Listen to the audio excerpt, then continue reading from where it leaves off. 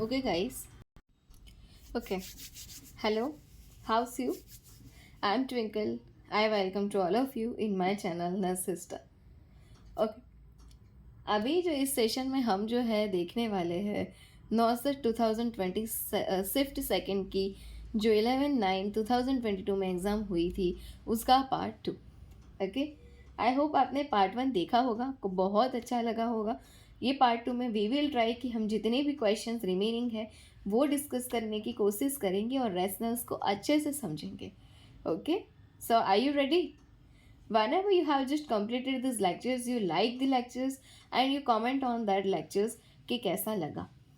ठीक है, तो स्टार्ट करते हैं. देखो क्वेश्चन क्या है कि फॉर असेसमेंट और quality assurance which technique is commonly used. Assessment या क्वालिटी अश्योरेंस के लिए कौन सी टेक्निक कॉमनली यूज्ड होती है? Plan, do, implement, evaluate, plan, do, check और एक्ट, या plan, do, analyse and act, या प्लानिंग, इम्प्लीमेंट या इवैल्यूएशन. तो कोई भी असेसमेंट या क्वालिटी अश्योरेंस के लिए जो टेक्निक यूज़ होती है वो है plan, do, check and act. Plan, do, check and act. Option number B is correct. देखो क्या बोला है कि assessment and quality assurance commonly use technique is PDCA, plan, do, check, act. PDCA is a 4-step iterative process used for continuous improvement in various fields including healthcare. अगर हम step की बात करें, P for the plan, identify the problem or goal and develop a plan to address it. D for the do, implement the plan of a small scale as a trial or test. C for the check, evaluate the result of the implementation by collecting and analyzing data. Plan करना है problem को देख के, फिर do उसको implement करना है, उसको करना है, फिर चेक करना है कि रिजल्ट क्या रहा, और एक्ट मतलब based on the data analysis take appropriate action to standardise the process, make improvements and implement changes. और this cycle of planning, doing, checking and acting, ING लगाया और कुछ नहीं किया है. Planning, doing, checking and acting allows assessment for ongoing and improvement of processes and outcomes, ensuring quality assurance in various settings including healthcare. Which of the following tests can be used to determine the potency of freeze-dried vaccines? freeze-dried vaccines को देखने के लिए हम कौन सा test करते हैं कि वो सही है, यूज़ करने के लायक है? सेक टेस्ट करते हैं, हेबल टेस्ट करते हैं, मॉडिफाइड हेबल टेस्ट करते हैं, या मॉन्टेक्स टेस्ट करते हैं? मॉन्टेक्स टेस्ट तो हम ट्यूबरक्यूलोसिस में करते हैं, जिसको tuberculin test, purified protein derivative test PPD test, या पिरक्वेट टेस्ट भी बोलते हैं. ये तो यहाँ आएगा नहीं, तो फ्रीज ड्राइड के लिए हम करते हैं सेक टेस्ट. वैक्सीन को सेकिंग करके देखते हैं. ठीक है, देखो सेक टेस्ट करते हैं जो यूज़ होता है determine the potency of freeze dried vaccines. Freeze dried vaccines are reconstituted with diluent before administration. The shake test involves shaking the reconstituted vaccine to ensure proper mixing and reconstitution. The presence of clumps, aggregates or particles indicates a loss of potency or compromised vaccine quality. This test is essential to verify the efficacy and stability of properly freeze-dried vaccines before administration. देने के पहले check करना है, देने के बाद check करके क्या उखाड़ लोगे, वैक्सीन को बाहर निकालोगे आप? देखे कर सकते हो ऐसा? नहीं. ठीक है, चलो. Which of the following test should be performed to assess ulnar circulation before arterial catheterization? Allen test करते हैं, मॉडिफाइड एलन टेस्ट करते हैं, सिक टेस्ट करते हैं, या ब्रेडन स्केल करते हैं? ब्रेडन स्केल वॉटन्स लो स्केल, नॉर्टन स्केल यूज़ होती है प्रेशर अल्सर्स, प्रेशर सोर को चेक करने के लिए. तो ये तो यहाँ पे आने से रहा बराबर, क्योंकि यहाँ पे तो हमको आर्टेरियल कैथेटराइजेशन के लिए पूछा गया है. दूसरा हम बात करें कि जो क्या है, तो सिक टेस्ट के बारे में. कौन से टेस्ट के बारे में है? सीक टेस्ट, तो ये जो सीक टेस्ट है बराबर, वो हम करते हैं किसके लिए, तो डिप्थेरिया के लिए करते हैं, वो भी यहाँ नहीं आएगा। दो ऑप्शन रहे, एलन और मॉडिफाइड एलन टेस्ट, तो कौन सा करेंगे हम यहाँ पे, ऑब्वियसली एलन टेस्ट करेंगे। कौन सा टेस्ट करेंगे, एलन टेस्ट करेंगे सर्कुलेशन को चेक बिफोर आर्टेरियल कैथेटराइजेशन को करने के लिए। देखो क्या बोला है, Allen test is perform to assess the patency and collateral circulation of the ulnar artery before arterial catheterization. इसमें हेपेरनाइज्ड सिरिंज का यूज़ करते हैं। It helps determine if the ulnar artery can adequately supply blood to the hand in case the radial artery is used for arterial cannulation or an invasive procedure. इस test में ऑक्लूडिंग both the radial and ulnar arteries को पहले तो जो है वो fist करवा के बंद किया जाता है। Ulnar arteries while the patient makes a fist, the release of pressure on the ulnar artery should result in prompt restoration of color to the hand. If there is delayed or inadequate restoration of color, हमने artery को छोड़ा और वहाँ पे colour नहीं आ रहा है with in a second में, तो इनएडिक्वेट कोलैटरल सर्कुलेशन है, अल्टरनेटिव साइड को यूज़ करेंगे। यहाँ से हम ब्लड कलेक्शन नहीं करेंगे, आर्टेरियल कैथेटराइजेशन नहीं करेंगे। ठीक है, तो कोलैटरल सर्कुलेशन के लिए, arterial catheterization, arterial blood gas के लिए ये यूज़ किया जाता है। Which of the following findings suggest to respiratory acidosis, बराबर, रेस्पिरेटरी एसिडोसिस जो है ये कंडीशन हम बोले तो एबीजी एनालिसिस से ही ढूंढा जाता है कि क्या है। इसमें सिर्फ रेस्पिरेटरी ही नहीं, पर इसमें respiratory acidosis, respiratory alkalosis, metabolic acidosis, metabolic alkalosis जैसी कंडीशन का भी पता लगाया जाता है। एबीजी आर्टेरियल ब्लड गैस के रिजल्ट्स में हमें पीएच, PaCO2 एंड SCO3 जो मिलता है, जिसके हमें पता चलता है। ठीक है, यहाँ पे पूछा है हमको रेस्पिरेटरी एसिडोसिस। पहले हम बात करें कि पीएच नॉर्मल होता कितना है, 7.35 टू 7.45 होता है। PaCO2 जो है वो रेस्पिरेटरी के लिए यूज़ होता है, जो 35 टू 45 होता है, और PaCO3 जो मेटाबॉलिक के लिए देखा जाता है तो 22 टू 28 होता है। इसके लिए एक फॉर्मूला यूज़ होता है, वो है रोम। रोम मतलब कि रेस्पिरेटरी में अपोजिट होता है, और ME मतलब कि मेटाबॉलिक में इक्वल रहता है। हमको यहाँ पूछा है रेस्पिरेटरी एसिडोसिस, मतलब एसिडोसिस कब होता है, जब पीएच क्या होती है, बढ़ती है। क्या होती है, पीएच बढ़ती है, बराबर। पीएच बढ़ती है कि कम होती है, यस ऑब्वियसली पीएच जो है वो क्या होगी, डिक्रीज होगी तो एसिडोसिस, बढ़ेगी तो एल्कलोसिस। तो पीएच जो है वो बढ़ेगी बढ़ेगी बढ़ेगी कि डिक्रीज होगी, पीएच जो है वो एसिडोसिस में डिक्रीज होगी डिक्रीज होगी डिक्रीज होगी। ठीक है, ठीक है, तो यहाँ पे होगा क्या, पीएच डिक्रीज होगी और SCO2 का लेवल इंक्रीज होगा। क्या होगा, पीएच जो है वो डिक्रीज होगी और SCO2 का जो लेवल है, PaCO2 का जो लेवल है वो बढ़ेगा। तो ऐसा कौन सा है, देखो पीएच 7.47 और एक में जो है वो पीएच हमको देखनी है 7.45। बढ़ी हुई देखने की ना हमको, तो बढ़ी हुई देखने की क्या, हाँ यस, कम देखने की। तो देखो 7.28 और एक में है 7.32, बी और सी में देखो आप। और फिर आपका जो PaO2 नॉर्मल कितना था, 35 टू 45, बढ़ना चाहिए ना वो, तो कितना हो रहा है यहाँ पे 90 एंड 95। तो कौन सा करेक्ट, 90 95, तो PaO2 ऑक्सीजन सेचुरेशन है ना, जो 100% होता है वो वाला है। तो अभी देखो आज में PaCO2 कितना हो रहा है, नॉर्मल कितना था 35 45, यहाँ पे कितना हो रहा है 47 और 38। तो करेक्ट आंसर कौन सा रहेगा, SCO3 को नहीं देखोगे तो चलेगा, पीएच को आप ढूंढो कि डिक्रीज होनी चाहिए और PaCO2 का बढ़ना चाहिए, ऐसा कौन सा है। एक में 32 है और 38 है, और एक में 28 और 47 है। क्या आंसर रहेगा, बी और सी में से आंसर रहेगा B, option number B is correct. PH 7.28 हो जाएगी और PaCO2 47 हो जाएगा, उसको बोलते हैं रेस्पिरेटरी एसिडोसिस। ठीक है, देखो बताया है कि एसिडोसिस मतलब क्या, कि भाई पीएच जो है वो 7.35 से आगे आना मतलब कि डिक्रीज हो जाना, पीएच जो है 7.45 से बढ़ जाना मतलब कि अल्कलोसिस उसको बोलते हैं। नॉर्मल पीएच 7.35 टू 7.45 होता है। रेस्पिरेटरी के लिए PaCO2 देखा जाता है जो 35 टू 45 होता है। यहाँ पे जो बताया वो आपको पीएच के अकॉर्डिंग बताया है। मेटाबॉलिक में SCO3 देखा जाता है जो 22 टू 28 देखने को मिलता। Next, which of the following position promotes maximal respiratory functioning in a client? ऐसी कौन सी पोजीशन देखो कि जिसमें पेशेंट रेस्पिरेटरी फंक्शन को अच्छे से कर पाएगा?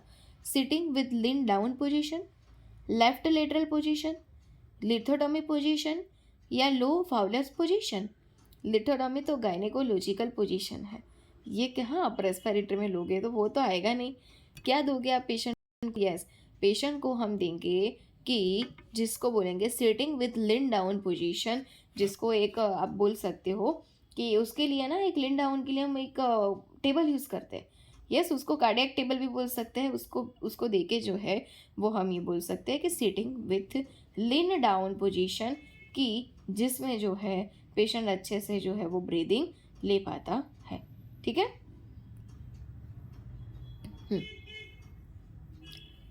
देखो, मैक्सिमल रेस्पिरेटरी फंक्शनिंग कर पाएगा सिटिंग विथ लिन डाउन में। When a client is sitting with lean down position, diaphragm जो है वो अलाउड करता है, मूव मोर फ्रीली होता है, expanding the lung capacity, facilitating optimal respiratory function, position reduces the pressure on the chest and abdomen पे कम pressure पड़ता है, ईजियर ब्रीदिंग कर पाता है, commonly used for patient with respiratory distress में, कॉम्प्रोमाइज लंग फंक्शन वाले पेशेंट में, optimise their oxygenation and ventilation. What is the term used to describe the dusky hue of the vestibule and anterior vaginal wall visible at 8th week of pregnancy? Osciandus sign, Goodell's sign, Chadwick sign या पिस्कैक sign? अगर हम बात करें कि Osiander sign, तो Osiander sign क्या होती है? ओसिएंडर साइन में जो है वो हमको बोला जाए तो क्या सुनाई देता है? पल्सेशन सुनाई देते हैं। क्या सुनाई देता है? पाल्पेबल पल्सेशन सुनाई देते हैं। कहाँ पे? तो लेटरल वजाइनल फॉर्निक्स पे। यहाँ तो ऐसा कुछ नहीं पूछा, यहाँ तो आपको डस्की यू पूछा है कि जो वेस्टिब्यूल और एंटीरियर वजाइनल पे होता है उसको क्या बोलते हैं। तो ओसिएंडर साइन तो आएगा नहीं, क्योंकि वो तो क्या है? Palpable pulsation that can felt through the lateral fornix vaginal fornix और edge of the cervix. Next हम बात करें कि जो क्या है, तो गुडेल साइन। कौन सी साइन बोली है आपको? कि भाई गुडेल साइन। गुडेल साइंस जो है वो क्या बताती है? तो वो ऐसा है कि वो एक प्रोबेबल साइन है प्रेगनेंसी की, जिसमें सर्विक्स सॉफ्ट हो जाता है, जिसमें सर्विक्स सॉफ्ट हो जाता है। ठीक है। अभी हम बताएं कि भाई चैडविक साइन कौन सी साइन है? तो चैडविक साइन जो है उसमें क्या देखने को मिलता है? तो जितनी भी साइन होती है ना वो प्रोबेबल साइन बोली जाती है, बराबर। तो चैडविक साइन में ब्लूइश और purplish discolouration of the vulva, vaginal tissue and cervix देखने को मिलता है। डस्की यू का कलर भी यही होता है, क्या? ब्लूइश वाला। तो आंसर क्या रहने वाला है? Option number C. पर और एक हमारा रह जाता है, कौन सा? तो पिस्कैक्स साइन, बराबर। पिस्कैक्स साइन जो है उसमें क्या होता है? फिजिकल इंडिकेशन है असिमेट्रिकली ऑफ द एनलार्ज्ड यूट्रस। एक बाजू से जहाँ पे बेबी का ग्रोथ है वहाँ पे यूट्रस का जो ग्रोथ भाग है वो असिमेट्रिकली ज़्यादा हो जाएगा, बढ़ेगा, और दूसरा बाजू का थोड़ा नीचा रहेगा, उसको बोलते हैं asymmetrical sign of the enlargement of the uterus, बराबर। उसको बोलते हैं क्या? Piskacek sign. हमारे यहाँ आंसर क्या रहेगा? Option number C. Very good. चल अभी, what is the typical angle between the needle and the surface of the skin during an intramuscular injection technique? अगर आपको याद हो तो मैंने एक शॉर्ट में डाला हुआ है कि जब हम इंट्रामस्कुलर इंजेक्शन देते हैं हम यूज़ करते हैं फीवरा टेक्निक। कौन सी टेक्निक? फीवरा। और वो भी इंट्रामस्कुलर के जेट्रैक टेक्निक के लिए यूज़ होता है। यहाँ आपको पूछा है कि इंट्रामस्कुलर इंजेक्शन और स्किन के सरफेस के बीच, निडल और स्किन की सरफेक्स के बीच इंट्रा में कितना जो है वो एंगल रहना चाहिए? तो कितना रहना चाहिए? कितना रहना चाहिए? 15, 60, 90 या 45? हाँ, कितना रहना चाहिए हमारा एंगल कि जब हम पेशेंट को जो है वो कौन सा इंजेक्शन दे रहे हैं, इंट्रामस्कुलर इंजेक्शन जो हम दे रहे हैं, तो इसमें जो है हमारा रहना चाहिए कितना? 90 डिग्री रहना चाहिए। कितना रहना चाहिए? 90 डिग्री। तब जो है वो सीधा निडल मसल्स तक पहुंच पाएगा। पता चल रहा है? इसलिए 90 डिग्री बराबर करेक्ट है, सी 90 डिग्री। यस। अगर हम बोले कि 15 डिग्री जो है वो इंट्राडर्मल के लिए है, ये 15 डिग्री जो दिख रहा है वो इंट्राडर्मल के लिए है।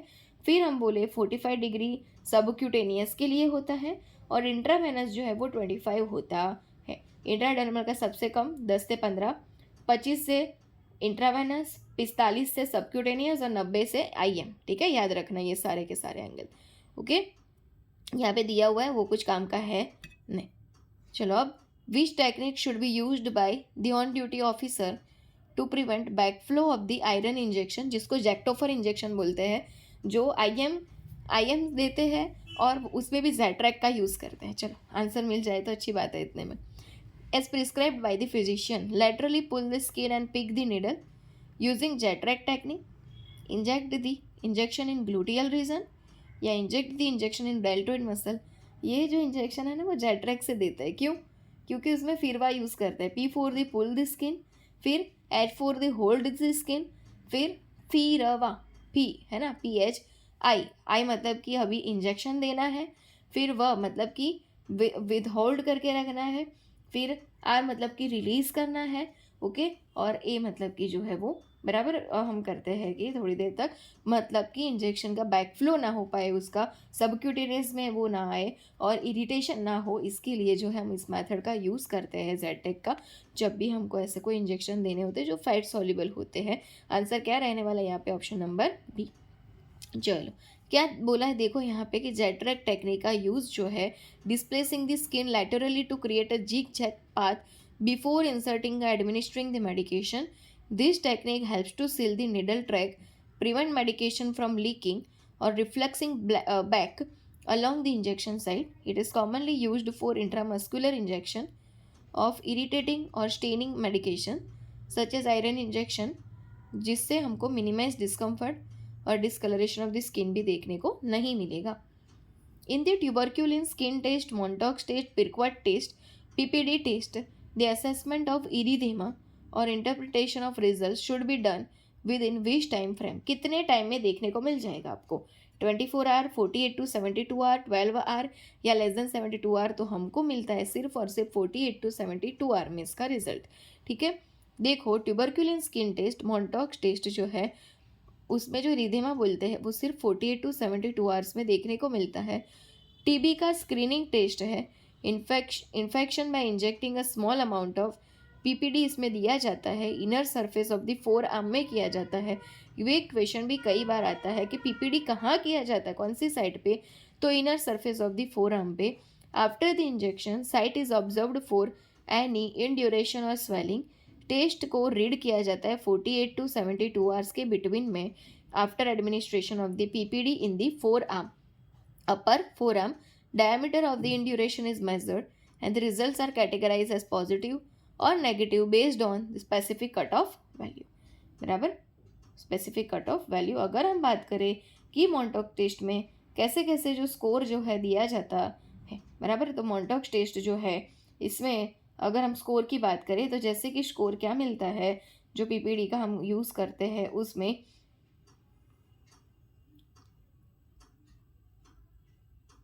और कब हम उसको जो है पॉजिटिव और नेगेटिव बोलते हैं, तो इसका इंड्यूरेशन 5 mm से कम आए तो वो नेगेटिव है, 5 mm से ज़्यादा आए तो वो पॉजिटिव है। नॉट ऑलवेज पॉजिटिव बोलते हैं, पर जो पेशेंट को HIV या इम्यूनोसप्रेशन हो उसके अंदर बोल सकते हैं। जिसको 10 mm से ज़्यादा है तो वो तो पॉजिटिव ही है, बराबर, वो ड्रग यूज़र से ऐसा कोई भी हो सकता है, और जिसको 15 mm से भी ज़्यादा है वो भी पॉजिटिव ही है। ठीक है, clear? After 24 hours of administration of an intramuscular injection, a patient visits the outpatient department and complains of a burning sensation and pain at the injection site on the buttocks। मुझे जहाँ injection दिया है ना वहाँ पे मुझे जो है वो बहुत ही बर्निंग सेंसेशन हो रही है, भी पेन हो रहा है। What would be an appropriate action for the nursing officer to take? Massage करेंगी इंजेक्शन साइट पे so that it can promote drug absorption? बिल्कुल नहीं करना है, पुल से भी नहीं करना है massage. Apply warm compresses to dilation of blood vessels, apply cold application for comfort, wipe it with spirit to prevent infection. क्या करेंगे? IM दिया और IM देने के बाद पेशेंट वापस आया, बराबर, OPD में, और बोल रहा है कि मुझे तो वहाँ पे जहाँ इंजेक्शन दिया है ना वहाँ पे सीवियर बर्निंग और पेन हो रहा है। तो नर्सिंग ऑफिसर इसमें क्या करेगा? मसाज तो मैंने डिलीट कर दिया है, क्या करोगे आप? तो कोल्ड कंप्रेशन लगाओगे, ठीक है, जिससे वाजो कंस्ट्रिक्शन होके अब वो बाहर नहीं आएगा इंजेक्शन और ठीक हो जाएगा स्वेलिंग और सब। 24 hours of administration IM injection. Patient OPD में आके ऐसा बोले तो जो है अप्रोप्रिएट एक्शन होता है उसको कोल्ड एप्लीकेशन देना, वासो कंस्ट्रिक्शन होगा, आइस पैक देंगे उसको, रिड्यूस इन्फ्लामेशन और स्वेलिंग, डिस्कम्फर्ट कम होगा। It provides a numbing effect and can alleviate pain, burning sensation नहीं होगा। It is important to assess the injection site for any signs of infection और other complication, but applying cold application is a suitable initial intervention for localized discomfort. Which adverse effect of streptomycin, बराबर, जो streptomycin जो है वो क्या करता है देखो, is associated with the decrease in visual acuity, hearing loss, decreased walking ability और decrease sense of smell in a patient. कौन सी एडवर्स इफेक्ट आती है स्ट्रेप्टोमाइसिन से? स्ट्रेप्टोमाइसिन जो हम बोले तो टीबी की फर्स्ट लाइन ड्रग भी है, वो देने से 8th क्रेनियल नर्व का साइड इफेक्ट हो जाता है, बराबर। तो क्या होगा, उससे विजुअल एक्यूटी होगी, हियरिंग एक्विटी बिगड़ जाएगी, वॉकिंग में प्रॉब्लम या स्मेलिंग में।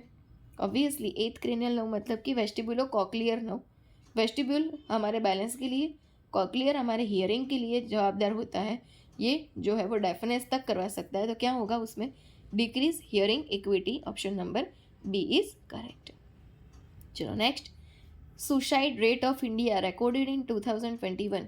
2021 में सुसाइड रेट इंडिया का कितना था? 102, 15, 127 या 12? तो था कितना, सिर्फ 12 था। कितना था? 12 था, ठीक है। चलो अभी, अ patient with an active HIV infection undergoes a Montauk skin test. What is the minimum diameter of induration considered positive for an active tuberculosis infection? 3 mm, 7 mm, 15 mm या 11 mm? मैंने अभी समझाया आपको कि 5 mm से ज़्यादा होगा तो वो क्या बोले वो किस में आएगा, पॉजिटिव किस में मानेंगे हम? जो HIV या इम्यूनोसप्रेसिव पेशेंट होगा उसमें। तो इसमें कौन सा दिखाई दे रहा है आपको? यस, कौन सा? 7 mm वाला, बराबर। तो वो आएगा कि 7 mm। In the tuberculin skin test, Montauk's test, how is the standard substance protein purified derivative typically injected into the forearm? क्या है का आंसर? Intradermal, ID। ये पढ़ा हुआ आ रहा है ना सब। चलो कितना अच्छा पेपर है ना, मतलब। चलो बी, ऑप्शन नंबर बी। अभी ये देखने की ज़रूरत ही नहीं है। Which color code is assigned to emergent cases in the trias system? क्या पूछा है आपको? इमरजेंसी में कौन सा कलर कोड देंगे? रेड, ब्लू, ग्रीन या ब्लैक? कौन सा? रेड देंगे। कौन सा देंगे इमरजेंसी में? रेड कलर देंगे। चलो वेरी गुड, बराबर। ट्रायस सिस्टम में देखो क्या होता है कि based on the severity of their condition, urgency of treatment पे वाइज जो है हम उसको कलर कोडिंग करते हैं। Patient assign to colour red, मतलब कि उसको इमीडिएट मेडिकल अटेंशन चाहिए, लाइफ थ्रेटनिंग कंडीशन है, रिक्वायर्ड प्रॉम्प्ट इंटरवेंशन, पेशेंट को severe trauma, active bleeding, cardiac arrest हो, उसमें ये देखने को मिलता है। Isolation and quarantine is widely used in presently scenario during pandemic COVID-19. Which of the following option best describe both terms? Isolation second term, second degree prevention बोल सकते हैं, और क्वारंटाइन जो है वो प्राइमरी प्रिवेंशन था, पता है ना आपको, है ना? ओके, तो दोनों टर्म आ जाए और सच्ची हो, सही हो, वैसी कौन सी हमको ऑप्शन दिखा रहा है? Quarantine is for infected peoples who are travels from high infected area to low infected area. Isolation is for infected peoples who are travels from high infected area to low infected area. Isolation is for healthy peoples who are contacted to infected peoples. ना, बिल्कुल नहीं होगा सी तो। Quarantine is for healthy peoples who are contacted to infected peoples. D हो सकता है, बराबर। Yes, कि क्वारंटाइन ऐसे लोगों को किया जाता है जो भूल से भूल करके, जो पेशेंट को आइसोलेट किया गया है, जो सच में कोविड पॉजिटिव उसको मिल के आ गए, तो उसको क्वारंटाइन कर देंगे, भले उसको डिजीज़ हो गया या नहीं हुआ, तो वो क्वारंटाइन है। कि क्वारंटाइन एक हेल्दी पीपल है, बेचारा भूल से इन्फेक्टेड पीपल को मिल के आ गया है जिसको आइसोलेशन में रखा था। Which of the following is contraindication for the insertion of an intrauterine devices? किसको नहीं देंगे IUD? अनएक्सप्लेन वजाइनल ब्लीडिंग हो रहा है उसको, मल्टीपल प्रेगनेंसी है तो, लैक्टेटिंग वुमन है तो, या जेस्टेशनल हाइपरटेंशन में नहीं देंगे। तो जिसमें अनएक्सप्लेन वजाइनल ब्लीडिंग हो रहा है उसमें बिल्कुल भी IUD नहीं देंगे, क्योंकि उसकी तो खुद की ही साइड इफेक्ट है ये, ठीक है। उसके साइड इफेक्ट के पहले ही अगर वो प्रेजेंट है तो बिल्कुल नहीं देंगे। देखो क्या बोला है कि IUD long acting reversible contraception है that is inserted into the uterus. Reversible इसलिए कि उसको निकाल लेंगे तो फिर से प्रेग्नेंट हो सकती है महिला। If a woman has unexplained vaginal bleeding it could be a sign of underlying condition और pathology. Such cases, the insertion of an IUD is contraindicated until the cause of the bleeding is identified and addressed. Other contraindication for IUD insertion include current pelvic inflammatory disease हो कोई तो भी बिल्कुल नहीं देंगे, बराबर। जैसे कि साल्पिंजाइटिस हो गया हो, फेलोपियन ट्यूब का इन्फेक्शन इन्फ्लामेशन हो, ओफराइटिस ओवरी का इन्फेक्शन इन्फ्लामेशन हो, ऐसी कंडीशन को हम PID पेल्विक इन्फ्लामेटरी डिजीज बोलते हैं। सर्विसाइटिस सर्विक्स का इन्फ्लामेशन हो, बिल्कुल भी वेजाइनाइटिस, बिल्कुल भी आईयूडी नहीं लगाएंगे। सर्टन यूट्राइन एब्नॉर्मैलिटीज हो, एक्टिव जेनिटल ट्रैक्ट का इन्फेक्शन हो तो भी हम आईयूडी नहीं लगाते हैं। Which fluid would be prescribing for a 6-year-old baby who is kept NP or nothing by mouth before an endoscopy procedure? Isolate P 10% glucose, DNS with 0.9% NS या DNS देंगे। आइसोलाइट P मतलब आइसोलाइट पीडियाट्रिक, तो ये वाला हम देंगे बेबी को, बराबर। Option number A is correct. क्यों देंगे? देखो कि हम ये जो देते हैं कि Isolyte P is a balance electrolyte solution that provides hydration and electrolyte support, baby को देगा। कॉमनली यूज्ड होता है maintenance fluid for patient who are unable to take oral intake. Isolyte P contains the balance composition of electrolytes, उसमें sodium, potassium, chloride and bicarbonate होता है। Helps maintain fluid and electrolyte balance in the body. Choice of specific fluids में vary depending on the patients individual need and the preferences of health care provider. Patients blood pressure is 152/86 mm of Hg, तो उसका pulse pressure कितना होगा? Pulse pressure का formula हम देखें तो pulse pressure का फॉर्मूला देखो कौन सा होता है और कितना होता है। Pulse pressure is equal to systolic blood pressure minus diastolic blood pressure. हमारे पास सिस्टोलिक ब्लड प्रेशर था 152, डायस्टोलिक ब्लड प्रेशर था 86। हमारा आंसर क्या आएगा? 66 mm ऑफ Hg। कितना आंसर आएगा? 66 mm ऑफ Hg, तो करेक्ट है, यस, बराबर। Pulse pressure is equal to SBP minus DBP। अगर पल्स डेफिसिट पूछा होता तो 1 मिनट में एक साथ 2 जने की ज़रूरत पड़ेगी, 2 हेल्थ केयर प्रोवाइडर की ज़रूरत पड़ेगी। एक एपिकल लेगा, एक रेडियल लेगा, और वो जो देखता है कि एपिकल तो इतना आया पर उतने ही टाइम में जब हमने रेडियल लिया तो वो इतना आया, वो है पल्स डेफिसिट, बराबर। What does the FR unit typically represents when referring to a diameter of catheters? Radius of catheter बताता है, outer diameter of catheter। FR मतलब कि फ्रेंच बोलते हैं ना हम जिसको, वो क्या बताए? Radius, outer diameter of catheter, inner diameter of catheter या सरकमफेरेंस ऑफ द कैथेटर, तो वो बताता है outer diameter of catheter. French मतलब outer diameter of catheter. FR जो है उसका मतलब है French. Unit measurement used to indicate the size of a catheter based on the outer diameter of the catheter and is commonly used in medical setting to ensure proper catheter selection and compatibility. Higher the French number, larger the diameter of the catheter. बराबर, जितना higher French number उतना बड़ा catheter होगा। उसमें हम देखें तो goes में क्या था? आईवी कैन्युला की गोज में जितना बड़ा गोज उतना कम डायमीटर, बराबर। जितना छोटा गोज उतना बड़ा डायमीटर। यहाँ पे जितना बड़ा फ्रेंच ना उतना सेम टू सेम डायमीटर, बड़ा फ्रेंच बड़ा डायमीटर, बराबर। Catheters are available in the range of French sizes to accommodate different clinical condition and patient population. Next हमको एक इंस्ट्रूमेंट यहाँ पे दिखाया है, देखो IBQ क्वेश्चन बोलते हैं इसको, इमेज बेस्ड क्वेश्चन। तो ये कौन सा इंस्ट्रूमेंट है? ये डेवर्स रिट्रैक्टर है, मोरिस रिट्रैक्टर है, हैरिंगटन्स रिट्रैक्टर है या डॉयंस रिट्रैक्टर है? देखो इसको शांति से, ये जो है वो हैरिंगटन रिट्रैक्टर है, बराबर। क्या होता है? तो Harrington retractor is a surgical instrument जो एब्डोमिनल एंड पेल्विक प्रोसीजर्स में यूज होता है। उसके फीचर्स में 2 कर्व्ड ब्लेड होती है। देखो तो दिखाई दे रही है हमको 2 कर्व्ड ब्लेड, है ना? 2 कर्व्ड ब्लेड्स है ना, एक ऊपर और एक नीचे की साइड, 2 कर्व्ड ब्लेड्स होती है। that are inserted into the incision site to hold back tissues and organs, providing better visualization and access to the surgical field. The design of the Harrington retractor allows for self retention, freeing the surgeon's hands for other tasks during the procedure. Self retract करते रखता है तो दूसरा हाथ जो है surgeon कोई और काम में यूज़ कर सकता है, उसको वो पकड़ने के काम में नहीं लगा रखा होगा हाथ को तो भी चलेगा, क्योंकि ये हैरिंगटन उसको सेल्फ रिट्रैक्ट करके रखेगा. It is named after the American surgeon Norman F Harrington. उसने इसको ढूंढा, वो developed this retractor in the mild 20th century. ये सब हमारा काम का नहीं है, सिर्फ इतना याद रखो कि हैरिंगटन किसके काम में आता है, एब्डोमिनल और पेल्विक सेल्फ रिट्रैक्टिंग है बस. Which instrument is used by the scrub nurse to prepare the surgical site before surgery? Which instrument is used by the scrub nurse to prepare the surgical site before the surgery? तो ovum forceps लेंगी, Allis forceps, Rampley's sponge holding forceps या Allis forceps, कौन सा लेगी? आपको पता है surgery start करने से पहले उसकी बॉडी पे जिस जगह पे सर्जरी होने वाली उसको हम ड्रेपिंग करते हैं. हाँ, ड्रेपिंग, और उसको क्या बोलते हैं, वो पेंटिंग एंड ड्रेपिंग करते हैं. तो उसके लिए हम किसका यूज़ करते हैं, जो आयोडीन बिटाडीन और सबसे होता है ना, पोविडोन आयोडीन बिटाडीन जिसको बोलते हैं.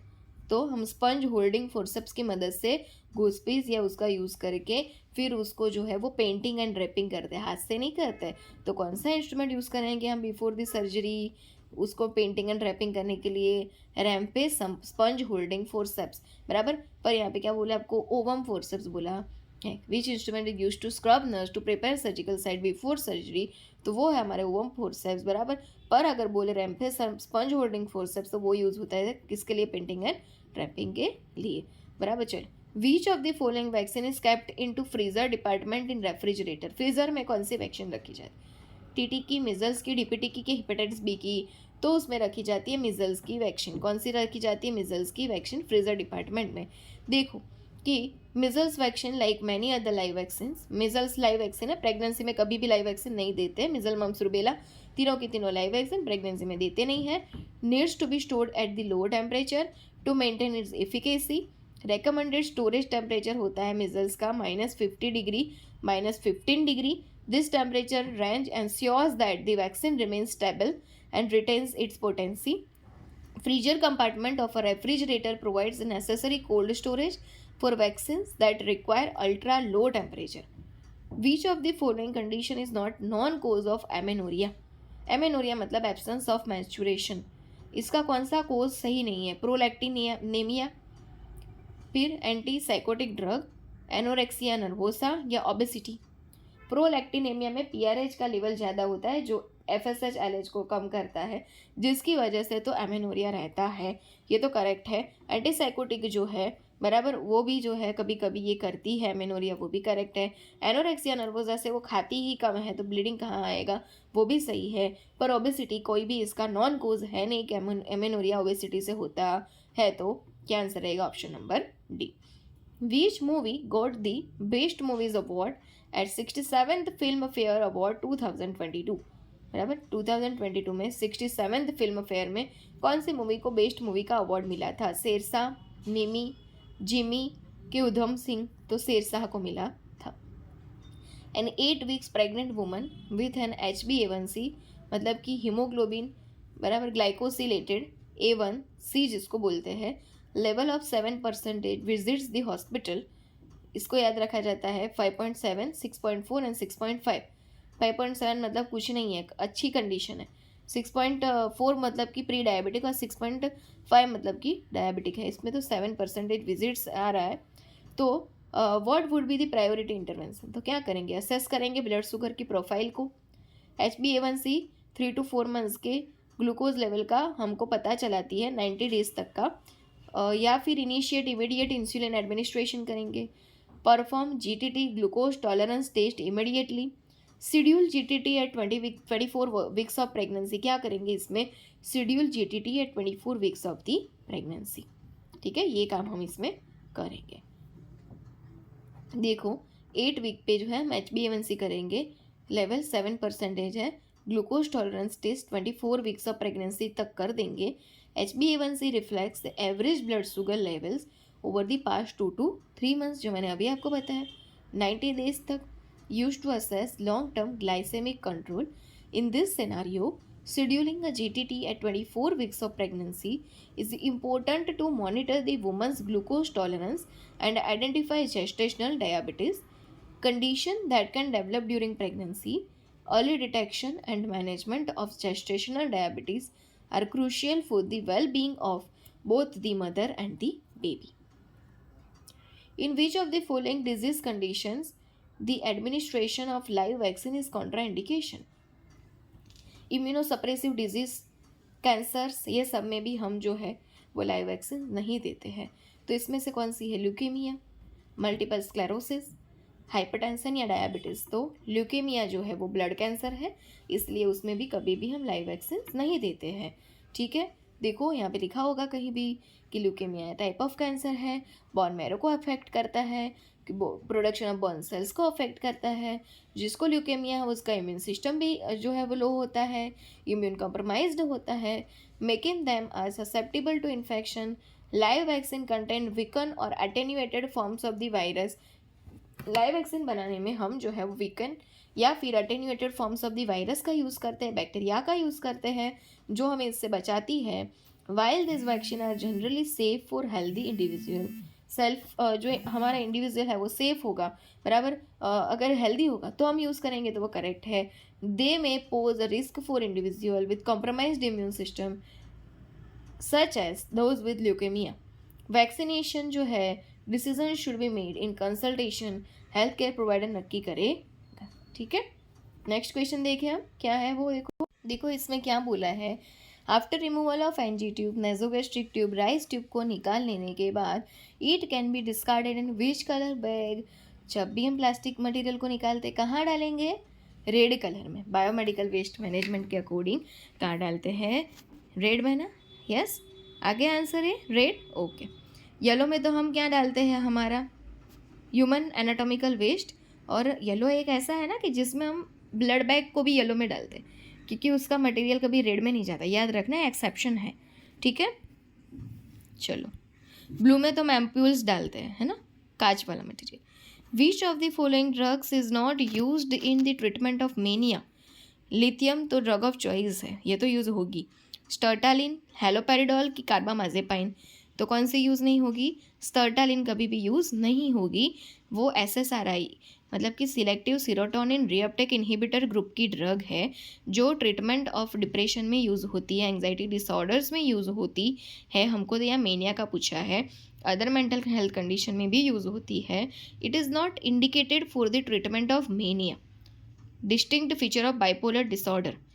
Mainstay treatment for mania typically involves mood stabilizers such as lithium, antipsychotic medication like haloperidol and carbamazepine use होगी।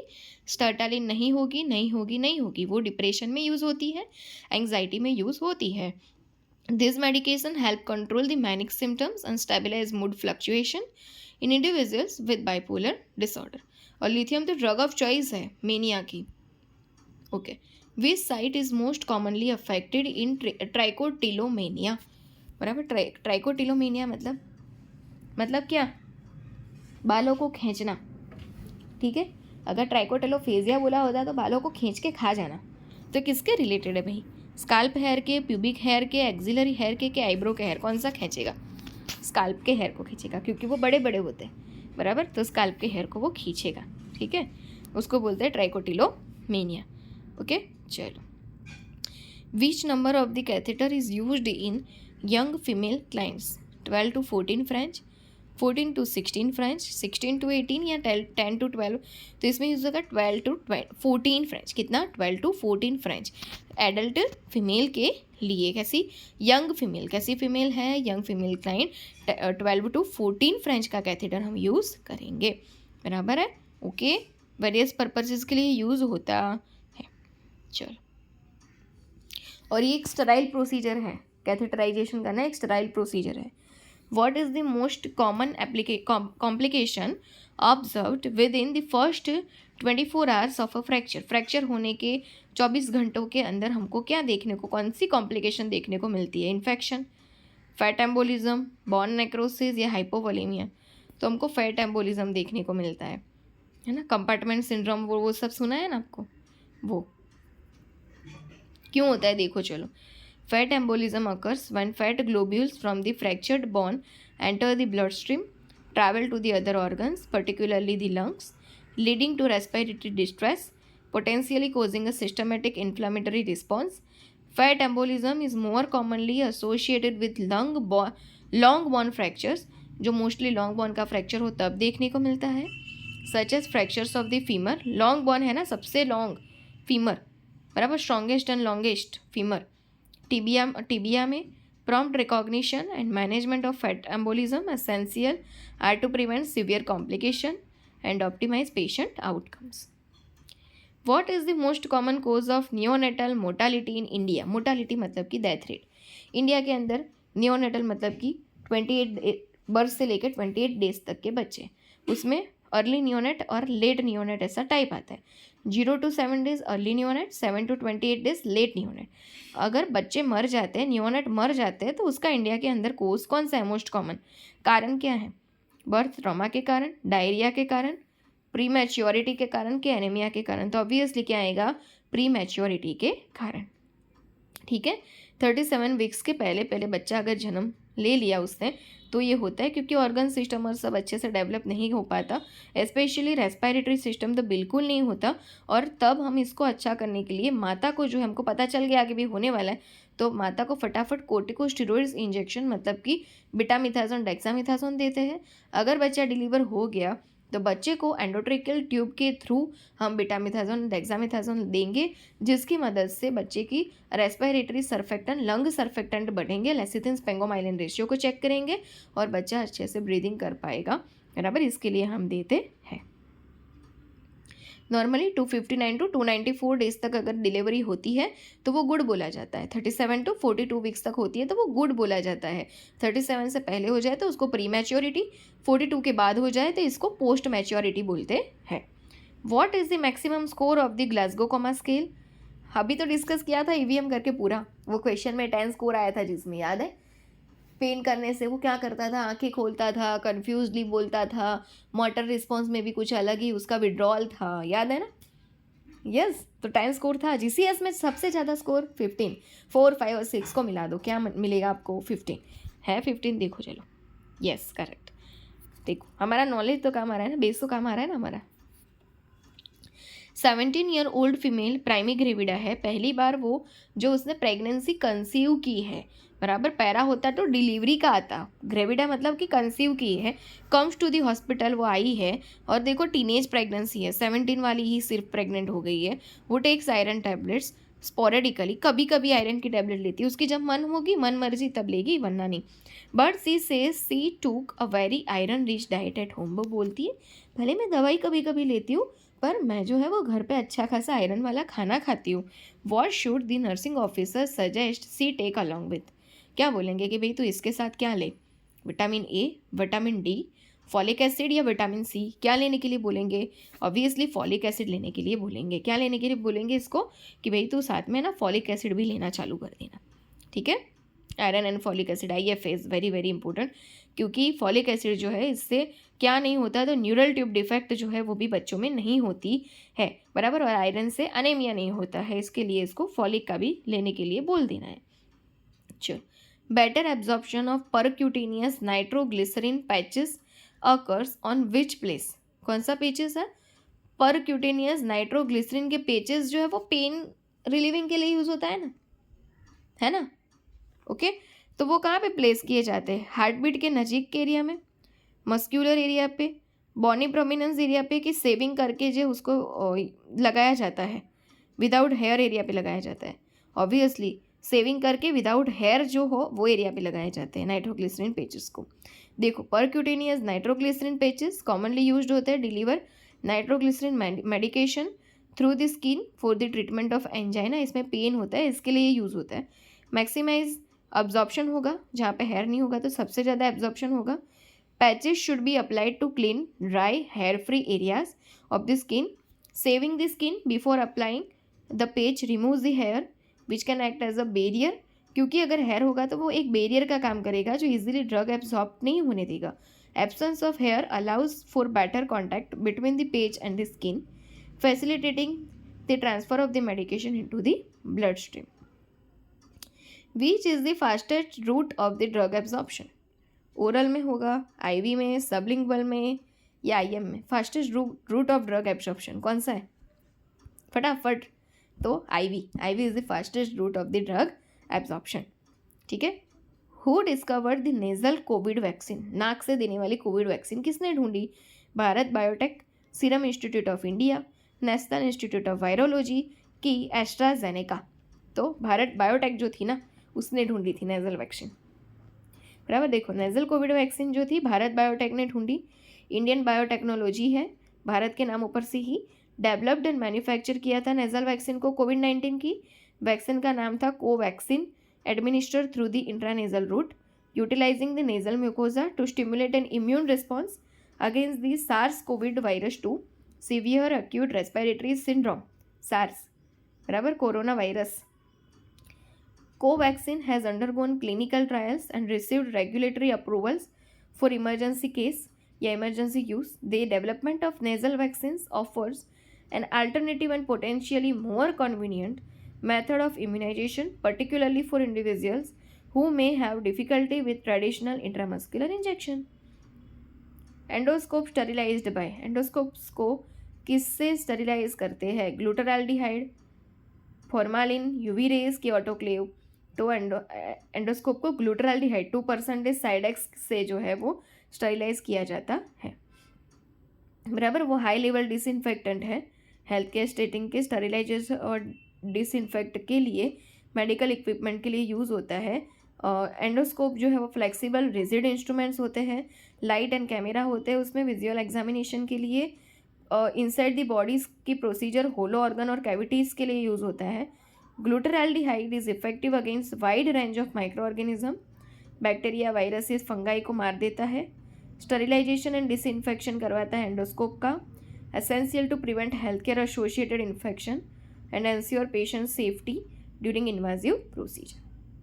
इन्वाजिव मतलब कट वाली प्रोसीजर, नॉन इन्वाजिव मतलब जिसमें कोई कटिंग ना हो वो। One post operative patient having a surgical drain, एक पोस्ट ऑपरेटिव पेशेंट है जिसको सर्जिकल ड्रेन लगाया हुआ है। Cleaning direction of the drain side should, जहाँ पे ड्रेन लगाया उसको क्लीन कैसे करोगे? Inner to outer in circular direction, outer to inner in circular direction, upper to lower side या सर्कुलर आउटर टू सेंटर करेंगे? ऑब्वियसली हम क्या करेंगे? इनर टू आउटर जाएंगे। बराबर। इनर से आउटर मतलब कि less contaminated to more contaminated हम जाएंगे। ठीक है, चल सर्कुलर मोशन में ही करेंगे। Accordance with the new BMW biomedical waste management, BMW car नहीं है, ये हमारा वेस्ट मैनेजमेंट है। Guidelines, in which colour bag should the placenta be discarded? Human anatomical biomedical waste हम येलो कलर में डालते हैं। बराबर। प्लेसेंटा तो ह्यूमन का वेस्ट है तो येलो में जाएगा। Okay. When was plastic band in India? बोलते हैं प्लास्टिक बैन हो गया इंडिया में। अभी देखो खाने की चीज़ें, अरे शुरुआत की चीज़ें देख लो, मुट्टे दूध पीते हैं। दूध किस में आता है? दूध किस में आता है? प्लास्टिक की थैली में तो आता है। कैसे प्लास्टिक बैन हुआ है? ये सिर्फ बोलने की बात है। देखो चलो, 1 जुलाई 2022 में हुआ था, 31 जुलाई 2022, 31 अगस्त 2022 या 1 अगस्त 2022? तो क्या आंसर आएगा? 1 जुलाई 2022 जो है उसमें प्लास्टिक बैन हुआ है इंडिया में। हुआ नहीं है, सिर्फ बोल रहे हैं। बराबर। चलो, which of the following options refers to a self retaining catheter? Self retaining catheter मतलब nasogastric tube, red rubber catheter, orogastric tube या फॉलिस कैथेटर? तो क्या आएगा? Obviously Foley's catheter is a self retaining catheter. बराबर। Foley's catheter को ही self retaining catheter बोलते हैं। देखो क्या होता है, फॉलिस कैथेटर उसको इंड्यूलिंग यूरिनरी कैथेटर भी बोलते हैं। इनसाइड द ब्लैडर डालते हैं यूरिन को ड्रेन करवाने के लिए। उसमें फ्लेक्सिबल ट्यूब, इन्फ्लेटेड बलून होता है टिप पे, inflated once the catheter is inserted into the bladder. क्यों इन्फ्लेटिंग करेंगे? तो वो सिक्योर रहेगा, बाहर नहीं निकल जाएगा, स्लिपिंग नहीं होगा। Inflated balloon prevents the catheter from slipping out. Foley's catheter is commonly used for continuous urinary drainage in patient who require long-term or short-term bladder management, such as those undergoing surgery, experiencing urinary retention, or require accurate measurement of the urine output. What is the dose of levonorgestrel in emergency contraception? 1.5, 3.0 milligram, 1 milligram या 0.75 milligram? तो लिवोनोजेस्ट्रल का dose होता है 1.5 milligram. देखो, levonorgestrel progestin hormone commonly used in emergency contraception. उसको morning after pill भी बोलते हैं. सेफ एंड इफेक्टिव मेथड है अनइंटेंडेड प्रेगनेंसी के लिए. Levonorgestrel works primarily by inhibiting और delaying ovulation, thereby reducing the chances of fertilisation. 1.5 milligram इसका dose है. Single tablet should be taken as soon as possible after unprotected intercourse for optimal efficacy. Next question है, patient admitted है ICU के अंदर, intensive care unit के अंदर. In the morning his blood report received from the laboratory and shows the potassium level of 6.5 milliequivalent per litre. मैंने क्या बोला था? 3.5 to 5.1 milliequivalent per litre normal होता है. 6.5 मतलब बहुत ज़्यादा, हाइपरकैलेमिया है. Which of the following ECG findings can be associated with hyperkalaemia? ST segment elevation, ST segment depression, inverted T wave या टॉल QRS वेव. तो हाइपरकैलेमिया का ECG उसमें ST सेगमेंट का एलिवेशन देखने को मिलता है. चल, a 2-year-old baby has weighed 9 kilogram. How much fluid would given to the baby? तो उसको करेंगे हम कितना? 4 मिलीलीटर पर किलोग्राम पर आर. ठीक है. Who is currently serving as a prime minister of the United Kingdom? United Kingdom का प्राइम मिनिस्टर कौन है भाई? ये हमको क्या काम था? बराबर भाई, ये जनरल नॉलेज का क्वेश्चन है. देखो, उसमें आएगा Rishi Sunak. A girl hears a gun shot sound but realises that her neighbour is actually operating a grass cutting machine. Girl है, एक लड़की बैठी, उसको ऐसा लगता है कि जैसे किसी ने बंदूक की गोली चलाई है, पर उसको पता चलता है कि भाई मेरे बाजू में जो नेबर है ना, वो ग्रास कट कर रहे हैं, उसके सीजर की आवाज़ आ रही है, cut cut cut cut cut. This scenario based exemplifies which phenomenon? तो ये कौन सा है? हेल्यूसिनेशन है, इल्यूजन है, डेल्यूजन है कि आइडेंटिफिकेशन है? तो ये एग्जाम्पल किसका है? इल्यूजन का है. किसका है? इल्यूजन हो रहा है उसको. बराबर, कोई चीज़ है और उसको कुछ और सुनाई दे रहा है, दिखाई दे रहा है कुछ और, तो वो इल्यूजन होता है. ठीक है, क्लियर है? गनशॉट सुनाई देता है जबकि हो रहा है ग्रास कटिंग. ठीक है. Patient in the post operative ward is receiving the anticoagulant heparin. Heparin is a natural anticoagulant, याद है ना?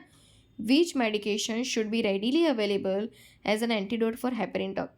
अगर डायरेक्ट पूछ लिया होता तो है कि हिपेरिन का एंटीडोट क्या है, तो हमको तो पता ही था ना, हिप प्रोटामेन सल्फेट, है ना? करेक्ट है ना हमारा आंसर? देख लो ऑप्शन ए. देखो, अभी ये सारे जो क्वेश्चन है ना, वो हमारी मेंटल एबिलिटी, इंटेलिजेंस लेवल को चेक करने के लिए होता है कि आप कितने कंसंट्रेशन से बैठे हुए. इतने घंटे हो गए, अभी तक आपका कंसंट्रेशन है कि चला गया? बराबर, ये देखने के लिए ये होते हैं क्वेश्चन. बाकी बड़े क्वेश्चन में ही छोटा आंसर, और वही सबसे ईजी होता है. ये देखना आप एक बार पढ़ के, पता चलेगा. ठीक है, इसीलिए देखो मैं लेक्चर्स बना रही हूँ. बराबर, I set the all PPTs answers, है ना, एवरीथिंग एक्सप्लेनेशन देने का है. फिर भी मैं बैठी रहती हूँ, देती हूँ. तो आपका काम सिर्फ कितना है? इसको सुनना, देखना. ठीक है, और खुद का सेल्फ असेसमेंट करना, नॉलेज को गेन करना, एग्ज़ाम को क्रैक करना. तो सबसे ज़्यादा मेहनत किसको करनी पड़ेगी? आपको. बराबर, आप 2 घंटे का लेक्चर देखो, फिर आप जो है वो उसको रिवाइज करते रहो आगे के लेक्चर्स को. बिल्कुल मिस मत करना. ठीक है, बिल्कुल भी छोड़ना मत एक बार देख के. चल, अभी नेक्स्ट क्या है? तो a client is brought to the emergency department after an automobile accident. His blood pressure is 100/80 mm of Hg. Heart rate तो देखो कितने कम, 52 beats per minute. And he has warm and dry skin हो गई है. The patient may be suffering from which condition? क्या हो गया इसको बेचारे को?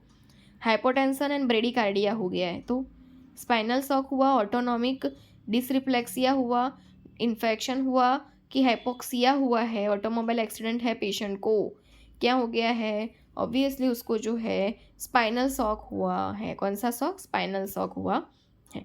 देखो क्या बोला है कि ये तो वही वाला डाला है. ओके, नेक्स्ट क्वेश्चन है पेडिग्री चार्ट के ऊपर. ये जो पेडिग्री चार्ट आपको दिया हुआ है वो क्या बता रहा है? ऑटोसोमल रिसेसिव बता रहा है. क्या बता रहा है? ऑटोसोमल रिसेसिव बता रहा है. ठीक है, रिसेसिव. और ये बोले हम कि डोमिनेंट, इसमें क्या फ़र्क है? रिसेसिव के याद रखने की ट्रिक मैं पेडिग्री चार्ट का लेक्चर एक लगाऊंगी, हमारा पता चलेगा आपको, पर अभी है उसमें देखो कि रिसेसिव मतलब कि रिसेस पढ़ना, रिसेसिव का मतलब रिसेस ब्रेक पड़ जाना। सब पीढ़ी दर पीढ़ी वो देखने को नहीं मिलेगा। ग्रेट ग्रैंड फादर्स को था, बीच में ग्रैंड फादर्स को नहीं हुआ, पापा को हुआ, ऐसा। डोमिनेंट मतलब क्या कि डोमिनोज का पिज़्ज़ा किसी को भी नहीं छोड़ेगा, सब लोग इसका लाभ उठाएंगे। ग्रेट ग्रैंड फादर को भी था, ग्रैंड फादर को भी है, पापा को भी है, बच्चे को भी है, ठीक है। ये ऑटोजोमल मतलब कि मेल फीमेल को होगा। एक्स लिंक मतलब कि फीमेल सिर्फ इसका कैरियर के रूप में काम करेगी, बाकी सच में होगा मेल को, ठीक है। ये इसका डिफरेंसेस है। इसमें देखो ऑटोजोमल डोमिनेंट में क्या है, डोमिनेंट मतलब किसी को छोड़ेगा नहीं। रिसेसिव में देखो एक को छोड़ दिया, बराबर। क्या बोला है देखो, ऑटोजोमल डोमिनेंट में can not be recessive as two affected parents could not have an unaffected offspring, parents must be heterozygous. Autosomal recessive में कैन नॉट बी, बराबर, इतना याद रखो ना। अब एक्स लिंक में देखो क्या है, मोस्टली किस में देखने को मिलता है, फीमेल में, सारी फीमेल एक्स लिंक की डोमिनेंट है।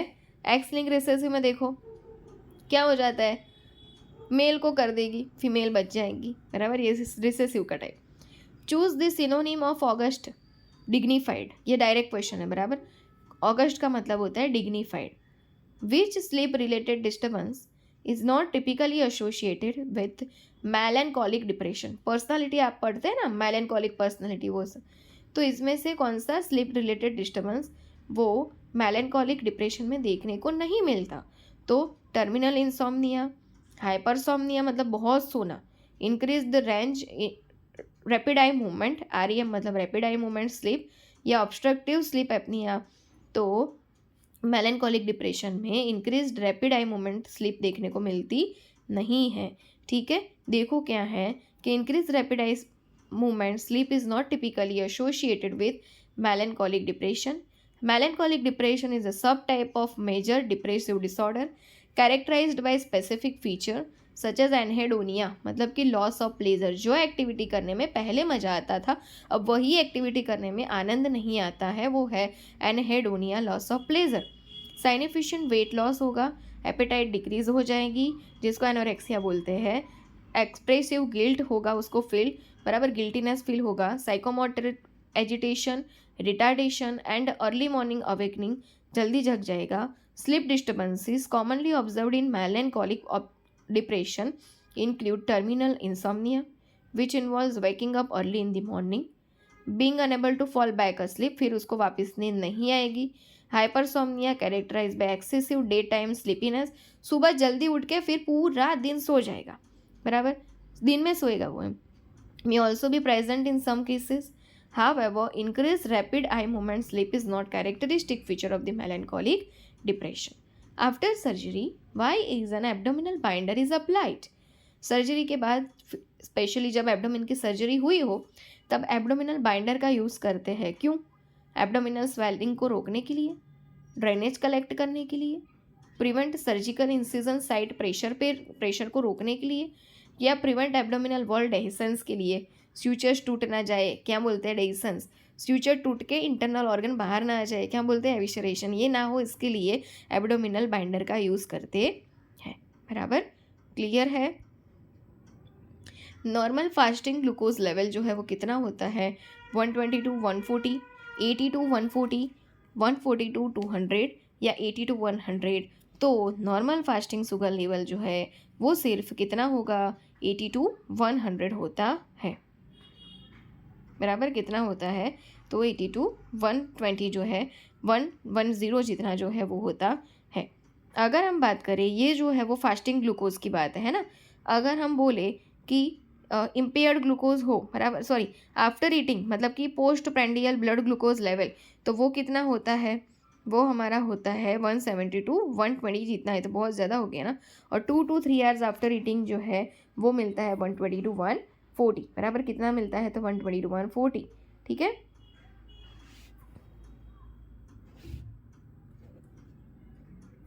Which criteria are included in Robson's grade 5 classification for cesarean section? कौन सा पूछा है आपको, रॉब्सन्स का क्लासिफिकेशन। देखो ये सारे क्लासिफिकेशन है ना, वो देख ही लेने के। देखो यहाँ पे पूछा है, आगे भी एग्जाम में आने के चांसेस ज़्यादा ही है, ठीक है। अभी रॉबसन्स का ये जो क्लासिफिकेशन है उसमें हमको पूछा है कि 5वें में 5th क्लासिफिकेशन में क्या देखने को मिलेगा, तो उसमें जो होता है कि मल्टीपैरस वुमन होती है, उसका सिंगलटन सिफिलिक प्रेगनेंसी होती है और greater than 37 weeks with previous LSCS भी होना चाहिए।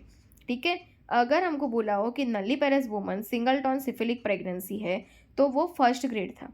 अगर हमको बोला हो कि मल्टीपैरस वुमन और सिंगलटन सिफिलिक प्रेगनेंसी तो वो थर्ड था। कौन सा था? थर्ड था, बराबर, 37 से ज़्यादा, है ना। मल्टीपैरस वुमन सिंगलटन सिफिलिक प्रेगनेंसी जो 37 वीक से ज़्यादा हो सिर्फ, तो उसको थर्ड बोलते हैं। उसमें जो है वो LSCS नहीं है ना, इसके लिए, बराबर, उसमें LSCS नहीं है, इसके लिए थर्ड है। फिर नल्लीपैरस वुमन सिंगलटन ब्रीच प्रेगनेंसी, नल्लीटन और सिंगलटन है, पर कैसी प्रेगनेंसी है भाई उसमें, तो ब्रीच प्रेगनेंसी है, तो उसमें आएगा 6th स्कोर। कितना आएगा? 6th score. अगर हम पूरी बात करें रॉबसन्स की तो ध्यान से सुनना, रॉबसन स्कोर का पहला क्राइटेरिया यूँ बोलता है कि नल्लीपैरस होनी चाहिए, एक भी बार डिलीवरी नहीं हुई है, सिंगलटन ही था, सिफिलिक प्रेजेंटेशन, फुल टर्म और स्पॉन्टेनियस लेबर हो गया। सेकंड में nulliparous singleton cephalic full term induce labour और प्री लेबर सीजरियन सेक्शन हो गया। Third criteria multiparous singleton cephalic full term without a previous caesarean section spontaneous labour हो गया। Fourth criteria में multiparous singleton cephalic full term without a previous uterine scar induce labour और pre labour caesarean section हुआ। Fifth जो हमारा question है multiparous singleton cephalic full term with previous caesarean section भी उसको था, बराबर। सिक्स्थ है नल्लीपैरस सिंगलटन और ब्रीच। सेवेंथ है मल्टीपैरस में सिंगलटन ब्रीच हो। एट्थ है मल्टीपल प्रेगनेंसी हो, ट्विंस और हायर ऑर्डर मल्टीपल्स और ट्रिपलेट क्वाड्रिपलेट्स। और सिक्स्थ है सिंगलटन ट्रांसवर्स और ऑब्लिक लाई हो वो। और 10th है सिंगलटन सिफिलिक प्रीटर्म हो वो। ठीक है, ये है। तब हमको ये देखने की ज़रूरत नहीं। Incubation period is measured by which central tendency, mean, mode, median, central deviation. तो इंक्यूबेशन पीरियड जो है वो मीडियन से हमको ढूंढना जाता है। What is the mechanism by which spraying kerosene on stagnant water kills Anopheles mosquito. Anopheles mosquitoes को जो है वो रोकने के लिए हम पानी जो होता है भरा हुआ पानी, स्टैग्नेंट पानी मतलब जहाँ पानी भर जाता है वो, बराबर, गड्ढे और वो सब होते हैं, तो उसमें हम कैरोसिन डालते हैं, बराबर। तो वो क्या काम करता है? Prevention of spiracle to come in contact with air, entry into and blocking the of respiratory tract, diffusion into body या बर्निंग ऑफ बॉडी वॉल। तो वो क्या करता है पता है? ये जो मॉस्किटो है ना, एनोफिलिस, फीमेल एनोफिलिस मॉस्किटो, उसके रेस्पिरेटरी ट्रैक्ट को ये ब्लॉक कर देता है कि पानी के ऊपर पूरा ऑयल का लेयर बना देता है। ठीक है, तो B is correct, entry into and blocking of respiratory tract of the mosquito. ठीक है, what is the likely cause of painless bright colored vaginal bleeding occurring after 24 hours of pregnancy? क्या बोला है? Pregnancy 24 hours 24 weeks of pregnancy जो है उसके बाद होना, और कैसा पेन है, तो पेनलेस ब्लीडिंग है, तो उसको बोलते हैं वाजा प्रीविया। क्या बोलते हैं उसको? Vasa previa. Painless bright coloured vaginal bleeding occurring after 24 weeks of pregnancy is the vasa previa. What can be placed in an ILR, incident log book, बराबर। आइस लाइन रेफ्रिजरेटर नहीं है ये वैक्सीन वाला, ये क्या है देखो, इंसिडेंट लॉग बुक रजिस्टर है। कहाँ रखी जाती है वो? Food and water, biological tissues, other drugs की अनफ्रोजन आइस पैक। तो ILR देख के ये मत लिख लेना अनफ्रोजन आइस पैक, इसमें इंसिडेंट लॉग बुक रजिस्टर है जो बायोलॉजिकल टिश्यूज़ के लिए यूज़ होती है। Examples of gateway of substance abuse, example of gateway of substance abuse, सब स्मोकिंग, अल्कोहल, कैनाबिस, ये सब कुछ, बराबर, गेटवे ऑफ सब्सटेंस अब्यूज़ है। What aspect of mental functioning is being assessed when a nursing officer asks a patient to explain the difference between an apple and an orange during a mental status examination? MSc करते समय हम काफ़ी चीज़ों का use करते हैं, proverb का भी यूज़ करते हैं, कहवत का, कुछ नंबर्स उसको बोलने के लिए बोलते हैं, पिक्चर्स दिखाते हैं, ड्राइंग करने के लिए बोलते हैं, टाइम प्लेस पर्सन को पूछते हैं, काउंटिंग पूछते हैं। तो इसमें आपको बोला है कि आपने ये पूछा कि एप्पल और ऑरेंज में क्या डिफरेंस है, ये कौन सा बता रहा है? एब्स्ट्रैक्शन का बता रहा है, उसका एब्स्ट्रैक्शन माइंड कितना यूज़ कर रहा है, एब्स्ट्रैक्ट थिंकिंग कितनी यूज़ होती है उसका बताता है, वो है abstraction. In which of the following condition indicates improvement in rheumatic fever? कौन सी कंडीशन ये बता रही है कि र्यूमेटिक फीवर में इंप्रूवमेंट हो रहा है? Increase nuclear antibody, increase CRP C reactive protein, WBC count 11,000 cells per mm³ हो जाना, या डिक्रीज्ड इरिथ्रोसाइट सेडिमेंटेशन रेट? तो क्या आएगा? डिक्रीज इरिथ्रोसाइट सेडिमेंटेशन रेट का कम होना, ये हमको बताती है र्यूमेटिक फीवर में जो है वो कंडीशन इंडिकेट इम्प्रूवमेंट आई है। ठीक है। ग्रुप बी स्ट्रेप्टोकोकस जो बोलते हैं, बराबर, GBS जो बैक्टीरिया होता है, ग्रुप बी जो बैक्टीरिया है उसकी वजह से जो है वो र्यूमेटिक फीवर जो है वो होने का रहता है। बराबर, क्लियर है? कौन सा बोलते हैं उसको? तो समझो कि जो है र्यूमेटिक फीवर की कंडीशन सॉर थ्रोट से पहले तो स्टार्ट होती है, वो भी याद रखना। बराबर, सॉर थ्रोट हो जाते हैं ना, यस, स्ट्रेप्टोकोकल का सॉर इन्फेक्शन है ये। बराबर, नेक्स्ट क्या है कि फॉर असेसमेंट और quality assurance which one is the following technique is used? पता है ना वो तो हमको, plan, do, check, act, PDCA, planning, doing, checking, acting, देख लिया है नहीं तो। Which abnormal breathing pattern is characterised by deeper and faster breath followed by periods of apnoea? क्या होता है? पहले डीपर और फास्टर ब्रीदिंग करता है, फिर अचानक से उसका एपनिया आता है, एब्सेंस ऑफ ब्रीदिंग पर, फिर से वो डीपिंग और फास्टिंग ब्रीदिंग करता है। उसको क्या बोलते हैं? चीन स्ट्रोक रेस्पिरेशन। क्या बोलते हैं उसको? चीन स्ट्रोक रेस्पिरेशन। या कुस्मोज रेस्पिरेशन है ना, वो तो डायबिटिक कीटोएसिडोसिस में देखने को मिलती है। बराबर, study was conducted among 300 individuals. उसमें से 100 ऐसे हैं जो लंग कैंसर वाले हैं, उसमें से 200 ऐसे है smokers were not affected by the lung. उसमें से 200 ऐसे जो स्मोकर थे, लंग कैंसर उसको नहीं हुआ। तो which type of study design किया यहाँ पे आपने? Cohort study, field trial, case control या क्रॉस सेक्शनल? इसको बोलते हैं केस कंट्रोल स्टडी। बराबर, a baby who has undergone cleft lip surgery, which one of the following method is used for feeding? जिसको क्लेफ्ट लिप की surgery हुई है उसको यूज़ होता है bulb syringe with rubber tip. क्या यूज़ होता है? Bulb syringe with rubber tip जो है वो यूज़ होता है। In a patient with COPD, chronic obstructive pulmonary disease, aminophylline has been administer. COPD वाला पेशेंट है, उसको हम एमिनोफाइलिन दे रहे हैं। What is the mode of action of this drug? तो ये एमिनोफाइलिन का मोड ऑफ एक्शन क्या है? ब्रोंकोडाइलेटर है, एंटीकोलिनर्जिक है, म्यूकोलाइटिक है या एंटीट्यूसिव्स है? एमिनोफाइलिन जो है वो ब्रोंकोडाइलेटर है। बराबर, ब्रोंकस के जो एरिया उसको डायलेट करेगी, मतलब कि वाइड करेगी। विच nutrient is not found in egg? तो ये भी हमने पढ़ा था कि ये अच्छा सोर्स है प्रोटीन का। बराबर, फैट इसकी साइज पे नक्की रहता है, 6 ग्राम प्रोटीन इसमें होता है। इसमें प्रोटीन, विटामिन C, फैट होता है, पर आयरन जो है, विटामिन C जो है वो इसमें पाया नहीं जाता है। आयरन तो पाया जाता है, प्रोटीन भी पाया जाता है। बराबर, चलो, इन अ फीमेल पेशेंट, बराबर, who has undergone a modified radical mastectomy.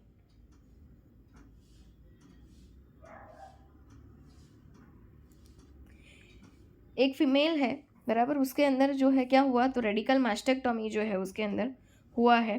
Which of the following structures can be removed in this type of surgery? बराबर, तो उसमें जो है किस टाइप की सर्जरी हुई होगी? मतलब कि पूछा क्या है आपसे? यस, बराबर, यही ना कि उसको जो है क्या किया? रेडिकल मास्टेक्टोमी में क्या निकाल देते हैं? मास्टेक्टोमी जो है वो एक प्रकार का बोला जाता है रिमूवल ऑफ द ब्रेस्ट। बराबर, तो रेडिकल मास्टेक्टोमी में जो है एरियोला, निपल, ब्रेस्ट टिश्यू सब कुछ निकाल दिया जाता है। All of the above. A patient is in shock, which parameter will be use to assess different organ tissue perfusion? Patient shock में चला गया है। शॉक में कब जाता है? ऑक्सीजन कम, परफ्यूजन डिक्रीज हो जाए तब। तो इसमें ऐसा कौन सा है जो आप ऑर्गन टिश्यू परफ्यूजन को देखने के लिए यूज़ करोगे? सिस्टोलिक BP, मैप, मतलब कि बराबर मैप यूज़ करोगे, ऑक्सीजन सेचुरेशन यूज़ करोगे, या टेम्परेचर का यूज़ करोगे? आप क्या यूज़ करोगे? तो उसके लिए जो है हम लोग यूज़ करेंगे ऑक्सीजन सेचुरेशन का। क्या यूज़ करेंगे? ऑक्सीजन सेचुरेशन का। और मैप का मतलब होता है मीन आर्टेरियल प्रेशर। बराबर, क्या मतलब होता है उसका? Mean arterial pressure. बराबर, और मीन आर्टेरियल प्रेशर को अगर हमको ढूंढना है तो हम यूज़ करते हैं कौन सा फॉर्मूला? Systolic +2 × diastolic. क्या? Systolic plus 2 into diastolic upon 3 use करते हैं। चलो, what is the term used to describe a lack of interest in pleasurable movement? ये अभी बताया ना मैंने, प्लेजरेबल मूवमेंट पहले करने में जो मज़ा आता था वो अभी करने में बिल्कुल आनंद नहीं आता है, मतलब कि एनहेडोनिया, बराबर, एनेडोनिया। एमनेसिया तो एक भूलने की बीमारी है। बाकी हम बोले कि प्रेजर्वेशन जो है वो प्रिजर्व करके रखता है। एक ही आंसर देगा, क्या कर रहे थे? लंदन। आपका नाम क्या है? लंदन। आप कहाँ जाने वाले हो? लंदन। सब आंसर उसका लंदन ही होगा, तो वो प्रिजर्वेशन है, बराबर। अगर हम बोले कि एवोल्यूशन जो है वो एवोल्यूशन का मीनिंग क्या होता है, तो एवोल्यूशन का मतलब ये होता है कि मोटिवेशनल इम्पेयरमेंट हो जाता है। That refers to the inability to initiate और engage in goal directed activity, वो बिल्कुल नहीं कर पाता। अभी तक तो आपकी बहुत इच्छा थी कि मैं सीएससी सिविल में, नॉर्सेट में, आरआरबी में एक गवर्नमेंट स्टाफ नर्स की जॉब ले लूँ, नर्सिंग ऑफिसर बन जाओ। अभी क्या है, इतना सारा पढ़ने का, इतना सारा एक ही जगह पे बैठे रहने का, कोई नोटिफिकेशन का रिप्लाई नहीं देने का, कोई मूवी नहीं देखने का, ये सब मुझसे नहीं होगा अभी। ये क्या हो गया आपको? पहले तो भर भर के था, 2 दिन तक तो मैं पढ़ूंगा ही पढ़ूंगा, मेरे को तो 12 घंटे कम पढ़ रहे हैं, मैं तो 16 घंटे पढ़ूंगा। अभी 2 दिन बाद खत्म, मोटिवेशन ही नहीं रहा। तो वो क्या है? अवोल्यूशन हो गया। ऐसा मत करना, ठीक है? अवोल्यूशन नहीं करना है। Which vitamin supplementation gives to pregnant mother for prevention of NTD? Neural tube defect को रोकने के लिए प्रेग्नेंट मदर को क्या देते हैं? फॉलिक एसिड देते हैं। In a patient with a pelvic fracture who is immobilized with a Thomas splint, बराबर, pelvic fracture है और उसको थॉमस स्प्लिंट का यूज़ किया गया है इमोबलाइज करने के लिए, placed on bed rest. What is the purpose of this management? ये पर्पस क्या है इसका? Prevent external rotation, prevent fracture, prevent fat embolism या प्रिवेंट फर्दर इंजरी। तो इसका यूज़ इसलिए होता है कि उसको फर्दर फ्रैक्चर ना हो जाए, बराबर, प्रिवेंट फ्रैक्चर के लिए। From which type of urine sample should the collection be done for culture and sensitivity test? जब भी यूरिन को कल्चर के टेस्ट के लिए यूज़ करना हो तो हमेशा मिड स्ट्रीम यूरिन लेते हैं। How you should collect the mid stream urine? या फिर मान लो कि पेशेंट को समझाना है कि भैया आपको कल जो है अपना मिड स्ट्रीम यूरिन लेके आना है, ऐसा बोलोगे, मिड स्ट्रीम यूरिन लेके आना, जाओ इसमें मिड स्ट्रीम यूरिन ले आओ, या आप खुद लेके जाओगे और बोलोगे चलो यूरिन पास करो, होल्ड करो, अभी मैं कलेक्ट करूँगा, ऐसा बोलोगे? नहीं, क्या बोलोगे कि पहले जो यूरिन आता है उसको जाने देना है, फिर जो है आपको यूरिन कलेक्ट करना है बीच वाला, ठीक है? ऐसे आपको इसको समझाना है। उसको बोलते हैं मिड स्ट्रीम यूरिन, क्योंकि पहला जो यूरिन है उसका मतलब ये कि उसके आसपास जो टिश्यूज़ में बैक्टीरिया, फंगस, कोई डिस्चार्ज है वो सब निकल जाएगा, ठीक है? इसके लिए हमको मिडल वाला यूरिन लेके उसका कल्चर एंड सेंसिटिविटी के लिए यूज़ करना होता है। What is the WHO step analysis ladder scale except, बराबर, एनाल्जेसिक लेडरस्केप का नहीं है। Step 1 non opioid analgesic for severe pain and persistent. Step 1 non opioid analgesic for mild pain, मतलब 2 बार स्टेप 1 है, आंसर तो इसमें से ही होगा, पर एलिमिनेशन भी तो आना चाहिए, ठीक है? अभी step 2 weak opioid for moderate pain. Step 3 strong opioid for severe and persistent pain. कौन सा नहीं है? Step 1 non opioid analgesics for severe pain and persistent. Mild pain के लिए ही नॉन ओपियोइड यूज होती है, ठीक है? If a doctor orders a drug dose of 75 milligram OD and you have an injection available with a concentration of 125 milligram per 1.2 milliliter, how many milliliters should be given to the patient? इसमें कौन सा formula use करोगे? Question सुन के पता चल जाना चाहिए कौन सा यूज़ होगा। Desired dose upon available dose multiply of quantity in millilitre. Desired dose कितना है, पेशेंट कितना देना है? 75। अवेलेबल कितना है? 125। मल्टीप्लाई किससे होगा? 1.2 से। देख लो, डिजायर्ड डोज बटा available dose multiply quantity in millilitre, D upon A multiply Q, 75 upon 125 multiply 1.2। 1.2 point वाला डेसिमल वाला सम नहीं आया तो 12 के अपॉन 10 रख दो। अब करोगे तो आंसर क्या आ जाएगा आपका? क्या आ जाएगा? 0.72 मिलीलीटर, बराबर। आंसर करेक्ट है हमारा, देख लो आ गया 0.72 मिलीलीटर। यस, तो आपके लिए यहाँ पे सब कुछ दिया हुआ है, देखो मैंने खुद सब कुछ बनाया हुआ है, आपको सिर्फ देखना है, समझना है, सुनना है, और कुछ लगे तो पेपर पेन का यूज़ करना है, ठीक है?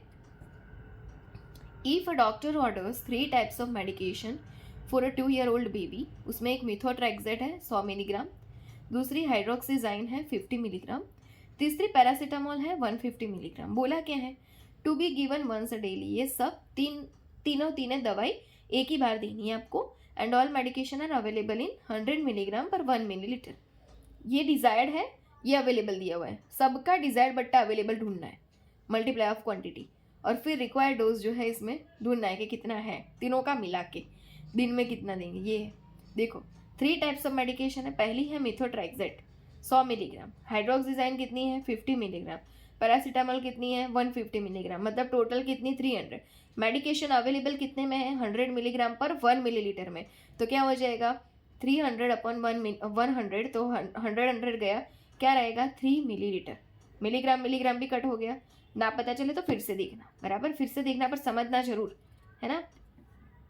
चलो, a patient is admitted to the hospital at food on the first day, पहले दिन वो खाता है, but on the second day they refuse to eat and claim, वो बोलता है दूसरे दिन कि मैं नहीं खाऊंगा आज, और वो क्लेम करता है कि that the food is poison, आप मुझे इस खाने में जहर डाल के देते हो, दिस बेस्ट डिस्क्राइब। तो ये क्या हो गया, इसको डेल्यूजन हो गया। क्या हो गया इसको, डेल्यूजन। उसने एक fixed false belief of the thought, fixed false belief of the thought इसने डाल दिया कि मेरे खाने में ये लोग मुझे जहर डाल के देते हैं, मुझे मारना चाहते हैं। तो इस पेशेंट में क्या करना पड़ता है पता है, जो खाना हमारी डिश का ढक के आता है ना पूरा कवर होके, उसको वो कवर करके लाना है, कवर करके लाके इसको बोलना है कि तू खुद खोल और खा, बराबर। हम पूरा इसको पैकिंग करके लाए, हमने इसमें कुछ नहीं डाला, ठीक है। इसको डेल्यूजन हो गया। देखो, fixed false unshakeable belief of the thought बोलते हैं डेल्यूजन को। डेल्यूजन एक थॉट की प्रॉब्लम है, ठीक है, समझ आया। What is the negative symptom of schizophrenia, except कौन सा नहीं है, एनहेडोनिया, एलोगिया, डिसऑर्गेनाइज्ड थिंकिंग या सोशल विड्रॉल। एनहेडोनिया भी है, एलोगिया भी है, सोशल विड्रॉल भी है, पर नेगेटिव सिम्टम्स डिसऑर्गेनाइज थिंकिंग नहीं होता। विच of the following is the priority intervention in management of burn patient. Burn patient का सबसे पहला प्रायोरिटी कौन सा, fluid replacement, prevent from infection, prevent fat embolism तो हम फ्रैक्चर में करते हैं, प्रिवेंट हाइपोग्लाइसेमिया तो सबसे पहला होता है। एक तो बर्न हुआ है और एक तो इन्फेक्शन हो गया, तो सीवियरिटी बढ़ जाएगी, इसके लिए देखना क्या है कि इन्फेक्शन ना हो। इन विच ईयर वॉज द जननी सुरक्षा योजना JSY scheme launch in India, 2005 में हुई थी। कौन से में हुई थी, 2005 में जो है वो ये लॉन्च हुई थी। कौन सी स्कीम, जननी सुरक्षा योजना जो है वो, बराबर। और अगर हम बोले कि SI 2005 वाला एक क्वेश्चन पूछा जाता है, आपको याद हो तो, नेशनल रूरल हेल्थ मिशन कब हुआ था, अप्रैल 12, 2005 को रिलीज हुआ था, वो भी याद रखना, ठीक है। अप्रैल 12, 2005 NRHM और JSY 2005। What is the current name of Aurangabad in Maharashtra, Sambhaji Nagar. In a patient, 500 milliliter fluid to be infused in 8 hours via a standard micro drip sit। Micro मतलब कितना, 60 में, मैक्रो होता तो 15, ठीक है, माइक्रो ड्रिप सिट दिया हुआ है। At approximately how many drops per minute should the flow rate be set. तो क्या ढूंढेंगे, देखो कैसे ढूंढेंगे, total volume in millilitre upon time in minute multiply of drop factor in GTT per millilitre. कितना है 500 मिलीलीटर, बट्टा आर्स में है तो मिनट में कन्वर्ट, 8 × 60, ड्रॉप फैक्टर माइक्रो का है इसलिए यूज़ करेंगे 60 गया, 500 का डिवाइड 8 के साथ 62.5 micro drops per minute answer मिलेगा। देख लो, है ऐसा, 62 आ गया आंसर, यस। करना कैलकुलेशन, ठीक है, वरना पता नहीं चलेगा। Which of the following is an example of high fibre food, तो वो है विट। कौन सा है, wheat, high fibre. Which vaccine is the most heat sensitive vaccine is the OPV, oral polio vaccine, जो लाइव वैक्सीन है जिसको Sabin के नाम से भी जाना जाता है। वो 2 ड्रॉप्स दी जाती है जिसके 5 डोजेस दिए जाते हैं, बराबर। ये नॉर्मल होते हैं, बाकी 5 साल आप जितने देने उतने दो, पर मिनिमल 5 डोजेस तो देने ही है। 0 डोज जो बर्थ पे देते हैं उसको बोलते हैं, अगर 0 डोज रह गया तो विदिन 2 वीक्स में दे देना है, क्योंकि 4 वीक्स पे इसका दूसरा डोज आएगा, ठीक है। और लाइव वैक्सीन में जो है थोड़ा सा डिस्टेंस रखना एक में जरूरी होता है, इसलिए, ठीक है। Most heat sensitive OPV। In a patient wound healing is not progressively, possible cause is, wound healing नहीं हो रहा है तो पॉसिबल कोज क्या होगा, प्रोटीन की कमी, विटामिन D की कमी, विटामिन C की कमी या फैट की कमी। ऑब्वियसली विटामिन C की कमी की वजह से वुंड हीलिंग नहीं हो पाता है, बराबर। After vaginal normal delivery breast feeding should start in, normal vaginal delivery में एज सुन एज पॉसिबल जो है, फटाफट हो सके उतना जल्दी ब्रेस्ट फीडिंग स्टार्ट कर देना होता है। पर फिर भी 30 मिनट्स के अंदर तो हो जाना चाहिए, और 2 आवर्स तक जो है वो सिजरियन में कर देना पड़ता है। Penicillin antibiotics hypersensitivity reaction belongs to the type 1 hypersensitivity reaction. और किसका मैंने आगे बोला था टाइप 1 वाला, एटोपिक डर्मेटाइटिस में, याद है? एसिड करके एक फॉर्मूला याद रखने का, A for the allergic, anaphylactic, antibiotic सब में, एटोपिक सब में कैसा टाइप 1। साइटोटॉक्सिक में C acid, C for the cytotoxic, उसमें सेकंड वाला रिएक्शन। फिर आई मतलब कोई भी इन्फेक्शियस इम्यूनोसप्रेशन में कौन सा, तो टाइप 3 वाला रिएक्शन, बराबर। और डी, और जिसमें डिसइंफेक्शन या ऐसा कुछ हो तो उसमें कैसा टाइप 4 रिएक्शन जो उसमें रहता है। All symptoms occurs in premenstrual syndrome PMS except, date के पहले, मेंस्ट्रुएशन की डेट के पहले जो है पीएमएस आना चालू हो जाता है, बराबर। तो उसमें कौन सा नहीं होगा, कॉन्स्टिपेशन होता है, ब्रेस्ट टेंडरनेस भी उसमें लगता है, एब्डोमेन पेन और ब्लॉटिंग भी होता है, बैक पेन भी होता है, पर वेट लॉस कभी होता नहीं है, ठीक है। Which is not a cause of schizophrenia in female patient, female patient में स्किजोफेनिया का कौन सा कोज नहीं है, poverty, winter birth, post traumatic या मैटरनल स्ट्रेस। तो स्किजोफेनिया का एक कारण होता है विंटर बर्थ, तो भी होता है, सीजनल है इसलिए, पोस्ट ट्रॉमेटिक भी होता है, बराबर, मैटरनल स्ट्रेस भी होता है, पर पोवर्टी नहीं होता। Farmers lung disease caused by the mouldy है, क्या बोलते हैं उसको, मोल्डी है, उसको बोलते हैं farmer's lung. Population pyramid described as, population pyramid कैसे डिस्क्राइब होता है, graphical presentation of age, sex, composition of the population. When the population density of an area is so high that people live in tall buildings, patterns of population distribution in large urban areas, या all of the above। तो population pyramid उसको बोलते हैं जिसका graphical presentation में age, sex और composition of the population बताया गया, वो option A is correct। A toddler with hemophilia admitted in the hospital, एक टॉडलर है जिसको हीमोफीलिया हो गया है, टॉडलर मतलब कितनी एज होगा बताना मुझे, और उसको हीमोफीलिया हुआ, उसको हॉस्पिटल में एडमिट किया, तो which of the following nursing intervention would be contraindicated except, बराबर। कॉन्ट्राइंडिकेटेड होगी, एक्सेप्ट तो करनी है ना, करनी है, वो ढूंढना है। ऑब्टेनिंग जो है, बराबर, नहीं करनी है वो, कॉन्ट्राइंडिकेटेड है, और एक्सेप्ट कौन सी, obtaining a rectal temperature, shaving a client with an electric razor, बराबर करना है वो। देखो क्या पूछा है, फिर से पढ़ो। टोडलर विथ हीमोफीलिया है, एडमिटेड किया हॉस्पिटल में, नर्सिंग इंटरवेंशन करना है, कॉन्ट्रा इंडिकेटेड है वो, और एक्सेप्ट नॉर्मली आपको करना है, और एक्सेप्ट कॉन्ट्रा इंडिकेशन जो है उसको डिलीट करना है, जो सही है वो आपका आंसर है, जो करना है वो आपका आंसर है, जो नहीं करना है वो डिलीट करना है। चलो बताओ क्या होगा। तो पहला क्या बोला है कि भाई ऑब्टेनिंग अ रेक्टल टेम्परेचर बिल्कुल भी नहीं करते हैं, shaving a client with an electric razor वो कर सकते हैं, brush and floss the client's teeth वो नहीं करते वरना ब्लीडिंग के होने के चांस होते हैं, एडमिनिस्ट्रिंग एस्पिरिन फॉर पेन वो भी नहीं करते क्योंकि वो भी ब्लीडिंग करवाती है। तो कौन सा कर सकते, इलेक्ट्रिक रेजर से सेविंग करवा सकते हैं। टोडलर का मतलब कितने साल की एज, 3 ईयर्स तक के एज को टोडलर बोलते हैं। Which of the ligament provides major support of the uterus and cervix, तो कौन से आएंगे, round ligament, broad ligament, cardinal ligament या यूटेरोसैक्रल लिगामेंट। तो यूट्रस और सर्विक्स को कार्डिनल लिगामेंट सपोर्ट करते हैं। Which scale is use to measure OCD, बराबर, मतलब कि ऑब्सेसिव कंपल्सिव डिसऑर्डर, उसको देखने के लिए कौन सी स्केल यूज़ करते हैं, तो वो स्केल हमारी है NIMH-GOCS स्केल। कौन सी स्केल, NIMH-GOCS स्केल जो हम यूज़ करते हैं OCD के मेज़र को देखने के लिए, और उसको बोला जाता है national institute of mental health, बराबर, national institute of mental health NIMH, और GOCS मतलब ग्लोबल ऑब्सेसिव कंपल्सिव स्केल इसको बोला जाता है, ठीक है। इरेडिकेशन इज डिस्क्राइब्ड एज, तो इरेडिकेशन मतलब रूट से ही उसको नाबूद कर देना, फिर से कभी होगा ही नहीं। Disease is completely reduced by, तो जीरो, वर्ल्ड वाइड इसको कंप्लीट कर देने का, बराबर, ये है। उसका कोई ऑर्गेनिज्म ही नहीं होना चाहिए तो वापस आएगा ना। The most informative measurement for determining cardiogenic shock is, cardiogenic shock को ढूंढने के लिए हम क्या करते हैं, तो आर्ट्रियल ब्लड प्रेशर चेक करते है, क्या करते हैं, आर्ट्रियल ब्लड प्रेशर, CVP को राइट आर्ट्रियम का ब्लड प्रेशर चेक करने के लिए यूज़ होता है, बराबर। पल्मोनरी आर्टरी प्रेशर भी नहीं होता, और कार्डियक इंडेक्स जो है वो भी इसमें यूज़ नहीं होता है, बराबर। कार्डियक इंडेक्स जो है वो भी इसमें यूज़ नहीं होता है। कौन सा यूज़ होता है, तो वो हमारे पास है कि भाई आर्ट्रियल ब्लड प्रेशर चेक करेंगे कार्डियोजेनिक शॉक के लिए, ठीक है, याद रहेगा। ओके,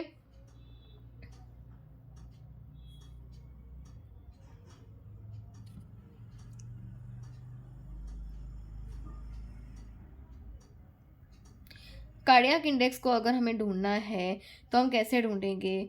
तो शॉक, ओके कार्डियक आउटपुट बट्टा बॉडी सरफेस एरिया करके हम इसको ढूंढ सकते हैं, ठीक है। चलो, अभी in the following clinical condition, a 2 years old baby's cheek face looking like a reddish around the mouth, पूरा लाल लाल दिख रहा है, तो वो क्या हो गया? स्केबी, सिंपैटिको, एटोपिक डर्मेटाइटिस या कॉन्टैक्ट डर्मेटाइटिस।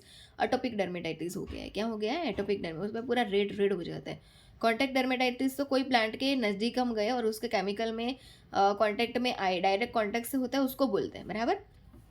चलो, एटोपिक कौन सा था? फर्स्ट वाला था, पता है ना आपको, रिएक्शन वो भी पढ़े, वो वाला। 2 year old चाइल्ड है, रिसीव कर रहा है 500 millilitre IV fluid at the rate of 30 millilitre per hour for the first 2.5 hour तक यही रेट से चल रहा है। फिर उसका बढ़ा 75 मिलीलीटर पर आवर हुआ, फिर 5 आवर तक फिर से ये रेट डिक्रीज किया और 50 मिलीलीटर पर आवर चलाया।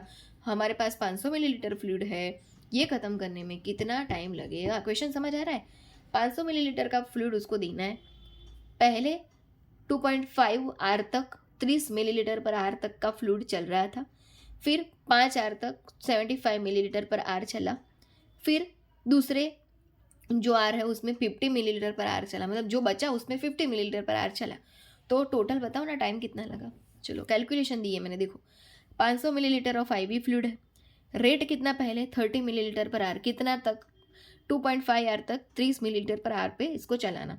तो क्या करेंगे? 30 millilitre multiply 2.5 hour upon hour, hour गए, 30 को मल्टीप्लाई करो 2.5 से, आंसर आएगा 75 मिलीलीटर। अभी दूसरा 75 मिलीलीटर हमको 5 आर में देना है, तो 75 millilitre upon hour multiply 5 hour, hour गए, 75 का मल्टीप्लाई करो 5 के साथ, आंसर आ जाएगा 375। अभी जो बचा, मतलब कि 375 दे दिया, 75 दे दिया, 375 प्लस 75 क्या होगा? 450। अभी तो 500 देना है, 450 दे दिया, कितना बचा? 50। तो बाकी का 50 जो है वो देने के लिए आपको क्या करना पड़ेगा? 50 मिलीलीटर पर आर, बराबर 50 मिलीलीटर पर आर, और 50 मिलीलीटर तो गया, कितना रहा? 1 घंटा। तो 2.5 आर प्लस 5 घंटे प्लस 1 घंटा कितना हो गया? देखो एडिशन भी दिया है मैंने आपके लिए, 8.5 आर। आंसर क्या आएगा हमारा? 8.5 आर। ना समझ आए तो प्लीज़ दूसरी बार देखना और देखना, समझना। मैंने बोला हुआ भी रिकॉर्ड है इसके अंदर और मैंने समझाया हुआ भी एज इट इज़ है, ठीक है। तो आप एक बार करके ज़रूर देखना। चलो, अभी ये कौन सा इंस्ट्रूमेंट है? ये कौन सा इंस्ट्रूमेंट है? ये है BP handle, Bard Parker handle, जिसमें जो है वो बराबर बोलते हैं तो ब्लेड लगा के जो इंसिजन पुट करते हैं, वो BP handle. Which test should be done every week for a patient who is taking clozapine? जो पेशेंट क्लोजापाइन देते हैं उसमें every week CBC complete blood count check करते हैं। Which one of the following first line drug used to manage post resuscitation hypotension? बराबर, कौन सी drug first line drug use करते हैं मैनेज करने के लिए? क्या मैनेज करने के लिए? पोस्ट रिससिटेशन हाइपोटेंशन को मैनेज करने के लिए। एड्रीनालिन, नॉर एड्रीनालिन, डोपामाइन के IV फ्लूइड, तो उसमें देते हैं हम IV फ्लूइड। क्या देते हैं? IV फ्लूइड देते हैं, क्योंकि पोस्ट रिससिटेशन हाइपोटेंशन है, बराबर, रिससिटेशन वाला नहीं है ना। तो एड्रीनालिन देते, पोस्ट है, इसलिए हम क्या देंगे? IV फ्लूइड देंगे। जितना IV फ्लूइड ज़्यादा देंगे, हाइपोटेंशन से हाइपरटेंशन होने में या नॉर्मल होने में कोई टाइम लगेगा नहीं, ठीक है। Nursing officer noting pus, redness, pain, swelling and hardness of the wound site while changing wound dressing. Wound dressing change कर रही है और वो फील कर रही है कि वहाँ पे पस भी है, रेडनेस भी हुआ है, पेन भी हुआ है, स्वेलिंग भी है और वहाँ पे हार्डनेस भी हो गया है। तो वो क्या हो सकता है? Infection, haemorrhage, keloid formation, finding of granulation tissue. तो क्या हो गया है? वो इन्फेक्शन हो गया है, बराबर। अगर बोला होता कि वुंड की साइड के आसपास भी जो है वो पूरा एरिया सूजन के जैसा बड़ा उभरा सा है, उसको किलोइड फॉर्मेशन बोलते हैं। पता है आपको? जहाँ पे लग जाता है वो पूरा एरिया उभरा सा हो जाता है, वो किलोइड है। पर या तो पस और सब कुछ है तो वो क्या हो गया है? स्वेलिंग और गंदी बदबू आना, वो सब इन्फेक्शन बताता है, बराबर। Post operative patient who is on risk of increased intracranial pressure, post op है, उसको रिस्क है इंट्राक्रेनियल प्रेशर बढ़ जाने के, तो what would be the science of increase? अगर ICP बढ़ गया तो क्या देखने को मिलेगा? प्रोजेक्टाइल वॉमिटिंग भी होगी, रेस्टलेसनेस भी होगा, लेवल ऑफ कॉन्शियसनेस भी अल्टर्ड होगा, मतलब सब कुछ देखने को मिलेगा। फिर ऑब्स्ट्रक्टिव लिवर डिजीज है, which one of the following test of liver function likely remains normal. तो इसमें से ऐसा कौन सा है कि जो नॉर्मल दिखेगा? तो AST ALT alkaline phosphatase albumin D5 nucleotidase and Y glutamyl transpeptidase. तो एल्बुमिन है वो नॉर्मल दिखने को मिलेगा। Identify the correct option about Antara injection. कौन सा इंजेक्शन है? अंतरा। अंतरा किसके लिए यूज होता है? कॉन्ट्रासेप्टिव मेथड है ये Antara. Antara injection contraceptive injectable contraceptive method के अंदर जो है वो यूज होने वाला है, बराबर। तो इसके लिए क्या जो है वो गलत है? It have medroxyprogesterone, it gives every 3 months, it can given through intramuscular route, या it can given lactating mother. बिल्कुल लैक्टेटिव वाले को नहीं देते। अंतरा इंजेक्शन जो है वो मेड्रोक्सी प्रोजेस्टेरोन, मतलब कि आपको पता है वो वाला DMPA का फुल फॉर्म पूछते हैं, depot medroxy progesterone acetate. Yes, ये वही है, इसलिए उसका नाम मेड्रोक्सी प्रोजेस्टेरोन तो है। 3 महीने के गैप पे भी देते हैं, वो भी सही बात है, बराबर। इंट्रामस्कुलर देते हैं, वो भी एकदम सही बात है, पर कभी भी जो है ये लैक्टेटिंग मदर को नहीं देते हैं। राष्ट्रीय पोषण 2.0 स्कीम स्टार्टेड इन इंडिया 2021 में स्टार्ट हुई है। Following are symptoms of borderline personality disorder except. Borderline personality, तो उसमें क्या नहीं होता? इम्पल्सिविटी भी होती है, होपलेसनेस भी फील करता है, सुसाइडल आइडिएशन भी इसको आते रहते हैं, कभी भी वो सेल्फ स्टीम उसकी हाई होती नहीं है।